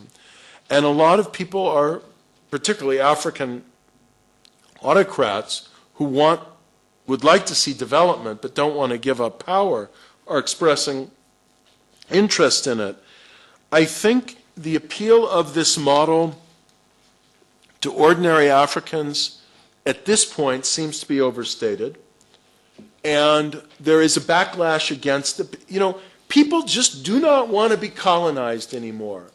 They don't want formal colonialism or trusteeship. They don't want neocolonialism. They don't want American neocolonialism. They don't want European neocolonialism. And you know what? They don't want Chinese neocolonialism. The most outspoken opponent of Chinese corporate penetration in Africa, of any significant political figure I know, has just been elected the president of Zambia. And one of the reasons why is a lot of Zambians are, you know, kind of a little bit taken aback at China's resource grab in Zambia and elsewhere. Now, others might not be. And China's promoting its soft power in a big way. It's just announced that it's going to bring 5,000 Africans a year to their versions of the Kennedy School of Government in China. So, you know, the game is on for influence. And I think it's a negative factor. But the other thing I want to say is don't assume that China is going to have for the next 20 years the political system it has today. I think the Chinese authoritarian model is very vulnerable and is headed for some major stresses in the next decade or two, and possibly sudden death. Now to the question about the hollowing out of the democratic process, which really builds to an important way on what Naomi is saying. In some respects, we aren't disagreeing. It's just a question of, do you want to call this a failure, an absence of democracy per se, or a decline in the quality of democracy? And I prefer the term a retreat to lower quality democracy, a decline in the quality of democracy, or as good a term as I've heard, hollowing out of democracy, rather than saying that at a certain point these countries, because they have such increasing levels of inequality, aren't even formally electoral democracies. Anyway, we all agree on the problem, at least the three of us do, I think. And I am deeply, deeply troubled by it in the United States. We have, and it's amazing. Here we had this guy who was talking about, being, representing change, representing transformation. Yes, we can. Do you know how many people have been prosecuted for the obvious criminal activity that contributed to, I think, in essence, caused the collapse of financial markets in the United States in September of 2008? Do you know what the number is? 0. Yes, it's 0. So, hey, what's going on there? Liberal Democratic president? Well, maybe it has something to do with the fact that this liberal Democratic president is not that much less dependent on Wall Street and Goldman Sachs for campaign finance than his Republican opponents are. And so maybe I realize Europe has different campaign finance laws than the United States does. And Europe doesn't have, anywhere in Europe, a Supreme Court that has made the egregious judicial sin, in my view, one of the worst Supreme Court decisions in the history of the United States, of equating unlimited campaign spending by corporations as well as individuals with free speech. So now we're going to have an orgy of special interest money infiltrating the presidential election round, already are having it in 2012, really probably unprecedented in American history. So yes, we have very serious problems of the hollowing out of democracy in the United States, of decline in the quality of democracy, of fragmentation of our political space, of retreat into apathy in the way you describe, with the various occupations of Wall Street and so on, inspired, by the way, in your tent city in Tel Aviv and so on, I think, as well as by social movements elsewhere around the world. We have no idea of where this is heading. The only thing I can tell you is I feel in my gut we are in a new era. We're in a new era globally, structurally, in terms of trends in the equality, or better put, inequality, structural inequality of income and wealth. And we don't know how to deal with it because it's globalization, it's a general phenomenon. Everywhere I go in the world, by the way, even in Taiwan and Korea, people complain to me about dramatic increases in inequality.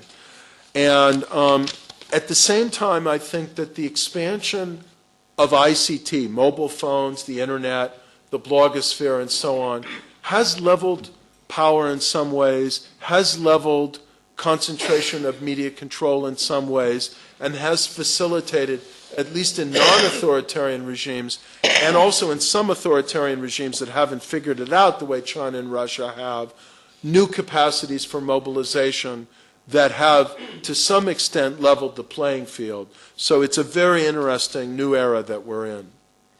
We have 4 people who are listed so far. We'll take them all. We'll take them all. But all right, so first, that's 1, 2. Let me just write front row and back row, okay? So now we have 6, so we'll do 3 and 3.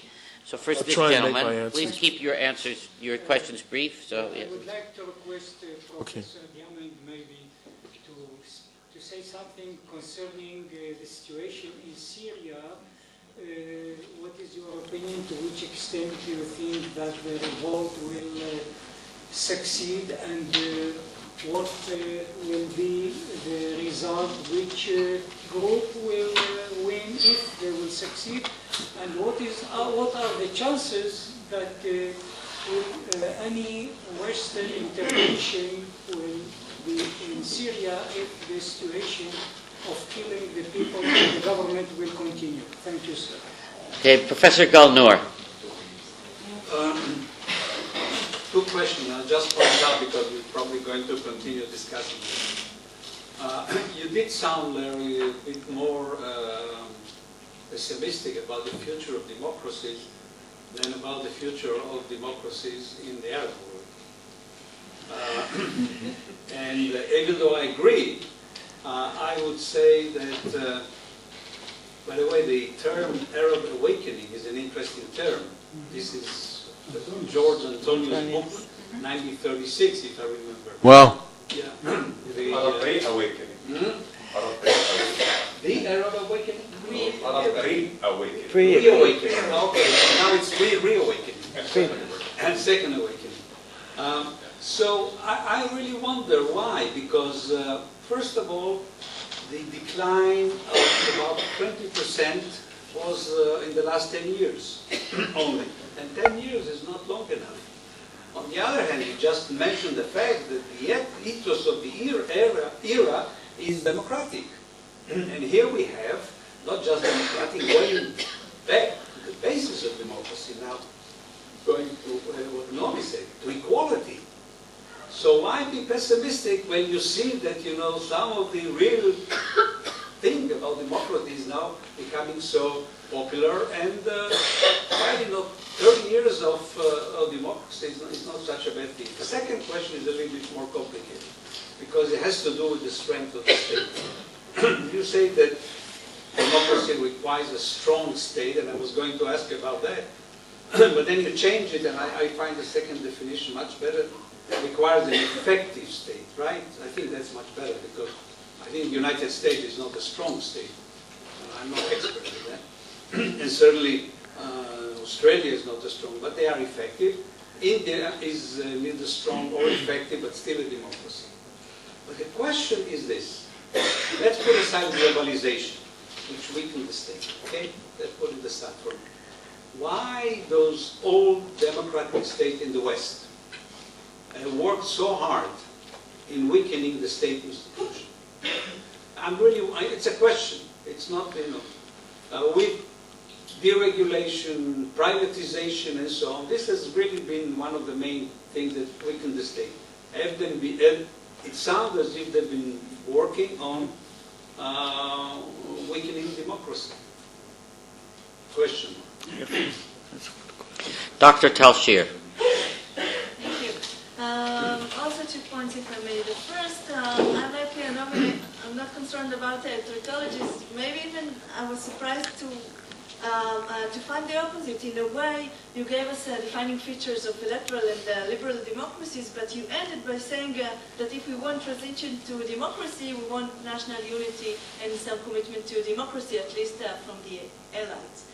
So where do these two factors figure in the conditions for democracy? How do you account for them? And the other point is, I'm not clear about your position about preconditions for democracy. I was thinking that your example about the autocrat that wants to be a president for life meant to say, let's bring democracy and muddle it through and make sure and hope that democracy is going to survive.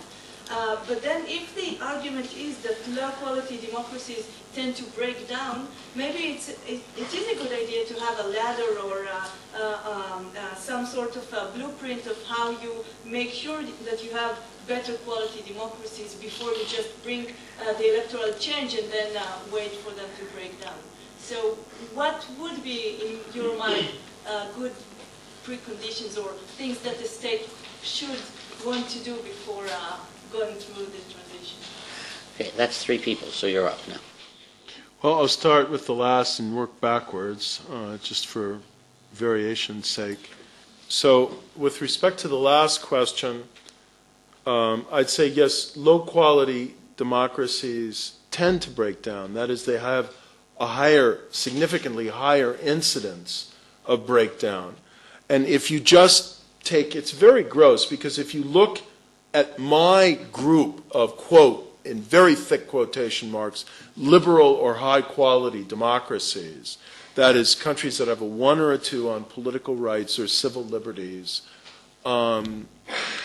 there are disturbing problems of the hollowing out of democracy in many of these advanced industrial democracies. And you even find, not small problems of corruption and some problems of police abuse, and we can't say human rights is fully secure. Among other things, there's a reason why countries get a 2 rather than a 1 on civil liberties. But there are almost no instances in this period of countries in that category having a breakdown of democracy. That is, they only break down democracy when they first start to deteriorate and retreat, so that over a number of years, you see them moving out of the category of liberal democracy, or, gradually civil liberties deteriorate, political rights deteriorate, executive power gets more concentrated, maybe there are constitutional changes to do that, and then, or corruption increases, and you see a process of political deterioration. But you don't have sudden or rapid death, military coup, executive coup, or that sort of thing in countries that are liberal democracies. Now, your question is very pertinent. If that's the case, and if one of the things you can do to ensure a higher quality democracy is some aspects of institutional design, in short, to constrain executives and have stronger institutions of horizontal accountability, counter-corruption commissions, ombudspersons, agencies, supreme audit agencies, constitutional courts that have real autonomy, authority, resources, and so on, then I'd say those are some of the things you can do in terms of the blueprint you mentioned, maybe not necessarily before just installing democracy, but in the process of installing it. This doesn't mean that you can't then have a democracy in a place like Liberia or Sierra Leone, but it does mean that if the democracy is going to be viable in a place like that, first of all, speaking about state strength or effectiveness, the states are going to have to become more effective over time, and that's going to mean that they're going to have to become less corrupt and penetrated over time, have more of a sense of purpose so that they can generate public goods, which gets to your responsiveness variable, and that you need stronger institutions of law and accountability to do that. It may not happen over all at once, but Naomi asked for a more dynamic explanation. Well, I'd say in this sense we can view, going back to a common friend of ours, democracy as a developmental phenomenon. And so you can start with a democracy that's very illiberal and weak in terms of its state structures, but it can't simply stand there and survive indefinitely. If it doesn't move toward greater integrity and purposefulness and quality over time, it's probably not going to survive. I didn't really understand the first part of your question, how those two things, national unity and commitment to democracy, figure in the conditions for democracy. I think they're the sort of the initial conditions that enable democracy to get started. Over time, you've got to have these other things like state effectiveness, some degree of discipline, responsiveness, control of corruption, and so on for democracy to survive. Working backwards and coming to Itzhak next, yes, I think the word I would use is effective state, and certainly I don't mean by effective state a state that's very necessarily broadly intervening in the economy. Now that brings us to the neoliberal agenda of deregulation and privatization and what it's done to states. And basically, if you look at American history, and my guess is it must be true in other countries, though maybe not to the same degree, you just find these wild swings of the pendulum over time between state and market, between radical classical liberalism of a very, very limited state and a capitalist frenzy is what I would call it, and then the correction of Teddy Roosevelt busting the truss and putting in place much of the regulatory framework that he did to control the excesses of capitalism. And then you get, Calvin Coolidge and Herbert Hoover pushing it backwards, and then you get the Great Depression. And then you get FDR and Truman coming in and restoring much of this and pushing it forward, both in terms of creating the social safety net for human dignity and stronger regulatory features. And then you get, I think the American consensus was, and not incorrectly, some of that going too far and choking off economic growth. And then you get, first the deregulation in the Carter era, he started it, and then the Reagan Revolution, and it went too far. And now we have I'd say we have capitalist frenzy again. And how many of you have seen the movie Inside Job? It hasn't come out here yet. Okay, so it's one of the best documentary films of the last 10 years, in my view. It's an extraordinary insight into the financial crisis. It's out on DVD, so you should just get it and show it in the universities. And I wouldn't be surprised if the filmmaker is now doing a book based on the film.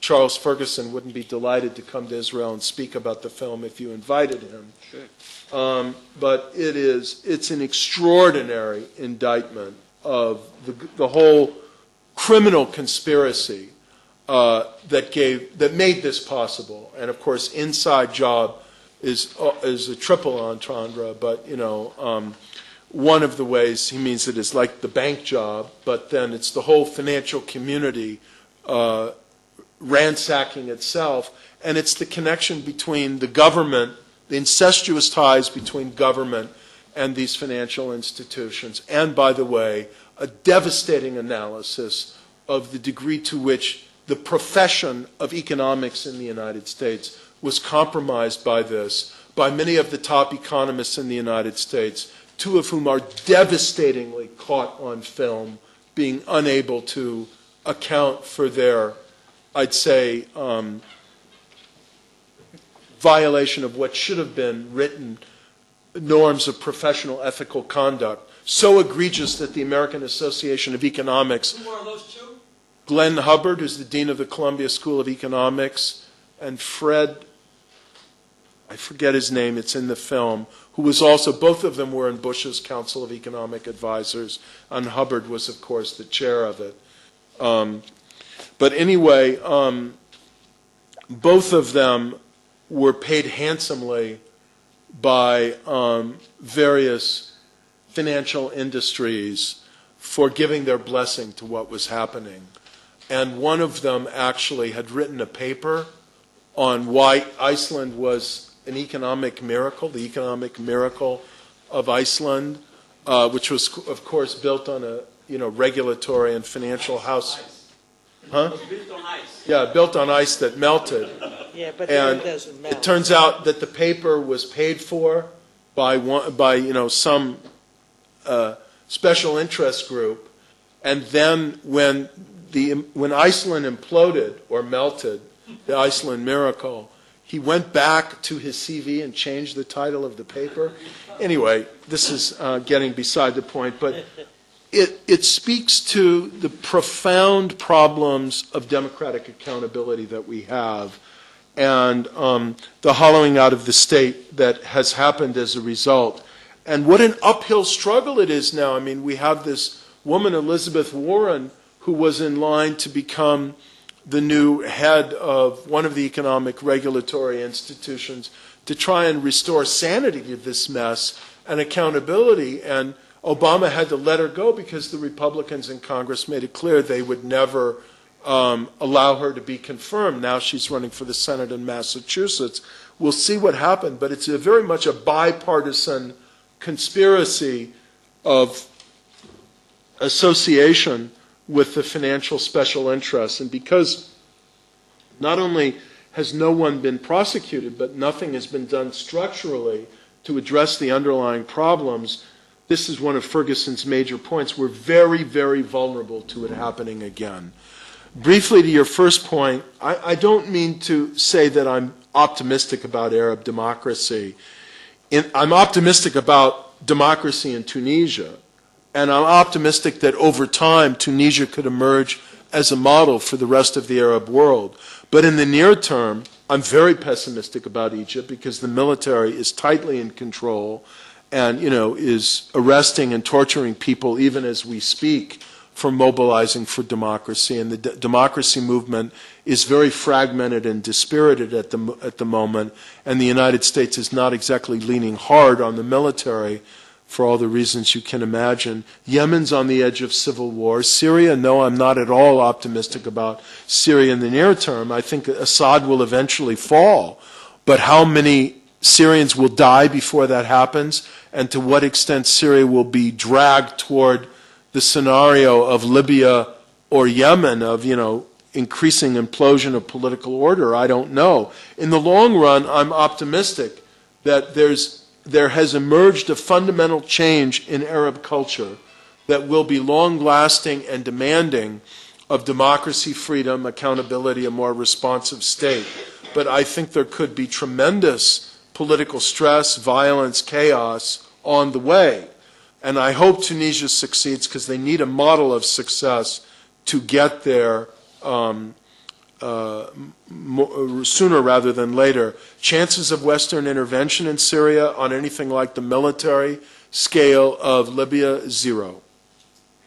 We have one last round. Professor Meital. Yeah. Thank you. I would like to take Naomi's very useful critique, which I agree, by means looking inward. Okay. And by this challenging, just one example, there are many others, and this is the Turkish model as the only relevant model to the Arab transformation and change. We can ask a question. Why the Muslim Brotherhood, the biggest Muslim Brotherhood movement in the region, the Egyptian Muslim Brotherhood, why they are not support of the Turkish model?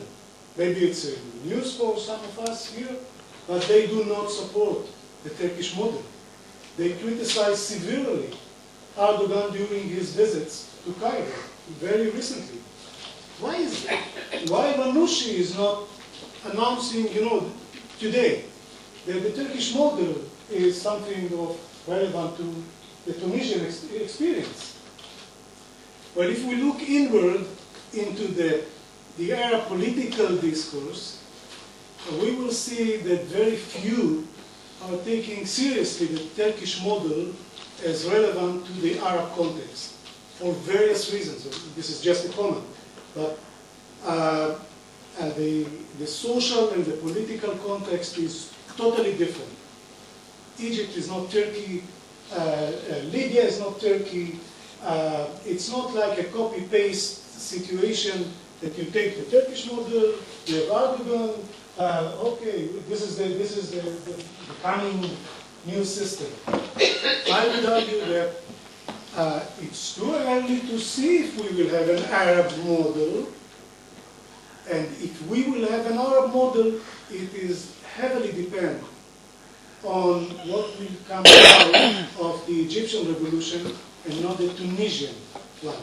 Not because I dislike the Tunisian context, but if we take the centrality of Egypt, if we take the impact of this state on exactly on this, on the Arab political discourse, if you compare this to Tunisia or Yemen, it's uncomparable almost. So if we will have a model, an Arab model, I would conclude it will not be the Turkish. Of course, it will not be the Western model, but it will come through a very hard, difficult process of going by their own legs into this gate of having an Arab model. It can, it is a make or not, I'm not sure if it can succeed, but it is heavily dependent on what will come in the near future in Egypt. The gentleman in the front and then the gentleman in the back. First the gentleman in the front. I'd like to ask you, since the United States has been considered by many, at least in the past, as a model for democracy, how many people are aware of some of the dirty linen, the election of Kennedy? It was said that thousands of dead people in the cemeteries of Wayne County, Chicago, elected Kennedy against Nixon, and in the election between Al Gore and Bush, the fact that some 20,000 or maybe much more ballots were disqualified because of some type of folded tabs or something, is what gave George Bush the elections. Although Al Gore and Lieberman had more of the popular votes, and then of course if one goes back 50 years or so ago, then of course you had the Jim Crow laws in the South, and of course colored people were not allowed to vote. Of course, that of course is passed. Maybe you can comment on that. And just one last thing, you mentioned something about the corporations and that they can give as much money as they want to for elections, for candidates, and so forth. Somebody made a comment that legally a corporation is a person. That's why they can give as much as they want. And someone commented, "I'll believe it when Texas executes a corporation, then I'll believe it's a person."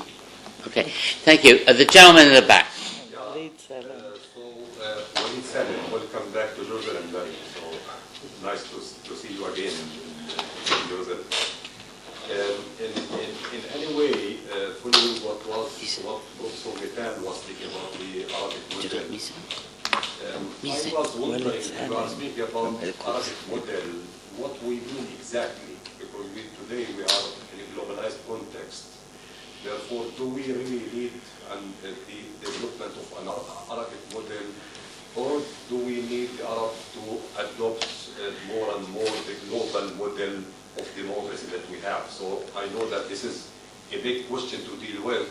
What should be, what we mean by a global model, and what we mean by the Arab contribution to such a model. This is a big discussion that we might have later on. So, but I just raised the question in the moment. And in the same I would suggest that one of the challenges that we have in order to develop such a model between the brackets, Arab model, the world model between the brackets, because I don't know what model we need to develop, is the issue of how much we'll be able to develop some kind of liberal Islam. And to a less extent, liberal Eastern religions, including Christianity and Judaism, being the region is the cradle of the three monotheistic religions, so to say. So how much we will be able to create this liberal religions, Eastern religions in the region, this I think is a very important issue. And I think when it comes to that issue, the components that will lead to the creation of such liberal Islam is there. First of all, historically, you have Abdurrahman, the semi-liberal Islamic liberal thinkers, Muhammad Abdo, Jamal al-Afghani, Abdurrahman al-Kawakibi, Tahar Haddad in Tunisia, and many others at that period in the early 19th century. Then you have today what you mentioned as the Tunisian laïcité, for instance, as a pushing factor to Rashid, whether we are Rashid, not Rashid, Rashid Ghannouchi, to adopt a position against polygamy in Tunisia. You have only this by Ghannouchi that is against polygamy. One man for one woman and vice versa, not more than that. And he wrote that in 1985. I'm not sure it's enough. So, and you have this split between the Muslim Brotherhood's young people and the older generations. It's the first time ever that the young generations of the Muslim Brotherhood will come and say no to the orders given by the elderly generations in the organization. So the basis for such change is there. And we have also the Islamic liberal thinkers, Nasser Hamad Abu Zaid, Abdullah Na'im, Abdullah Taha, and many others. So we have basis to develop such liberal Islam and maybe liberal Eastern religions that might move us forward. Okay, Larry. Okay. So, Walid, thank you very much for that. It won't surprise you to know that I agree with you. And I think that this does not mean that there aren't very sobering challenges ahead. I'm particularly worried about Egypt, in part because the military is so repressive, so corrupt, and so determined, I think, to hang on indefinitely. I think their model is really Pakistan. At some point, they'll have elections, and those elections in their mind will produce leaders that have about 10% of the power, while the Egyptian military controls, some 30% of the GDP. So, at the same time, I also worry about the Muslim Brotherhood in Egypt, and now this gets to Professor Meital's question. I think and this is, I think, part of the intervention you're making, Walid, is we need to disaggregate, increasingly now, we need to disaggregate Islamists by country, by generation, by political party, by individual philosophy, and by time period, because some of them, not all of them, are evolving. If you ask me, has the core leadership of the Muslim Brotherhood in Egypt evolved in a democratic direction? Well, I'm not a specialist, but I don't think so. I haven't seen much evidence of it, and that is why a lot of the young people, the young Muslim brothers in Egypt, have broken off from them. It's also why you've had, this isn't the first split, you've had over time periods where prominent Muslim brothers have broken off and started new parties because they found the leadership so rigid. Now let me say, so the fact that they've criticized Erdogan and rejected Turkey as a model, I think doesn't say anything except they are who they are, and they may not change very much. What worries me about Egypt is many things, but one of the things is if you go to elections quickly, when that political leadership is the best organized and the best infiltrated into society, and particularly if you organize elections on a majoritarian basis, what you're likely to get is a majoritarian Islamist system. So this is why we've held meetings, we've had discussions in the United States about this, and most political scientists have suggested, one, that there be a period of time for new political formations in Egypt to mobilize, to gain ground, to build constituencies, to get their programs known, and two, that when elections start unfolding in Egypt, that they use a fairly proportional and inclusive mechanism, maybe not a single-member district for the country, I think that would be a terrible mistake, but a fairly proportional system so that you don't get potentially large plurality being manufactured into a decisive, very controlling, and illiberal majority. And so you're right, of course, that Egypt is much more consequential in the Arab world than any other country. And so its potential to be a model dwarfs all other Arab countries. I just think it's well behind the curve. And so you actually have a chance for Tunisia to emerge as a democracy in the next couple of years. I don't think there's such a chance in Egypt. So if there is going to be a democracy that emerges in the Arab world, and then people look around and say, wow, well, the power of the example may not be as great in Tunisia, but you've got a chance to get an example or a model that could be some point for diffusion in the Arab world out of Tunisia. In the near term in Egypt, I just think they're much further behind. Now, Walid, you say, why not a global model? And I mean, this speaks to one of the reasons why in the medium to long run, I'm optimistic about the Arab world, and why I'll say I'm optimistic about the world. First of all, authoritarianism is not going to survive in China. It's going to be gone in 20... well, I said it in my book, and I've been saying it actually for the last 10 years. It's going to be gone in the next 20 to 25 years. And, well, 20 years from now, if there's no sign of change, bring me back here and I'll buy somebody dinner. But it just, you know, the resentment is building, and people are too focused on the superficiality of the Chinese model and the immediate success now. There are huge contradictions in it that I think can't survive the next generation.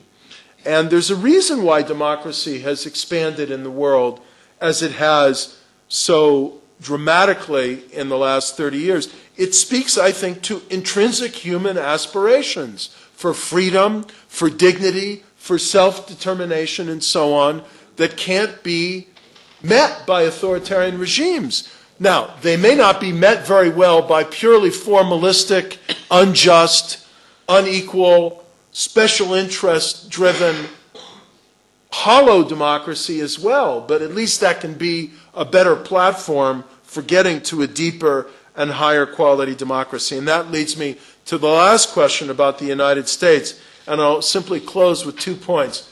Number one, I open my classes on democracy by asking my students a kind of trick question, but many of them get it, even if they haven't started reading my book yet. And that is, when did the United States become a democracy as I've defined it here?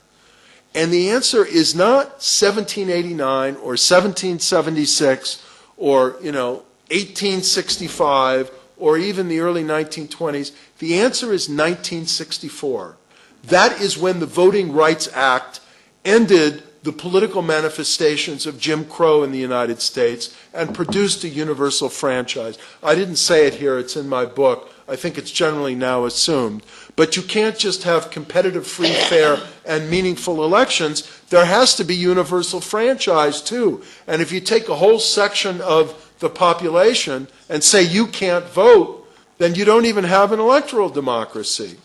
And the other thing is, I love that line about Texas and executing a corporation. But I will say, I think these examples about the shortcomings of American democracy are very well known around the world. Gore v. Bush, in an era of globalization, was not just an American phenomenon, it was a global phenomenon, and a deep embarrassment to me and other Americans. And look, we have a whole agenda of continuing political reform in the United States. I live in a state, California, that has become dysfunctional because of the problems of democratic structures and institutional arrangements. And frankly, the way the voters have made them more dysfunctional through the democratic process of initiative and referendum. But, with dysfunction and injustice, eventually comes the rise of reform movements. And we have a very energetic reform movement that's gaining ground in California now, that's already passed some important initiatives, for example, to take the power to draw legislative districts out of the hands of the special interests and the incumbent politicians and give it to a neutral panel of judges, and other things as well. And so I'm optimistic about the U.S. and California, too. Thank you very much. We reconvene tomorrow morning, and I hope to see you all here. Good night.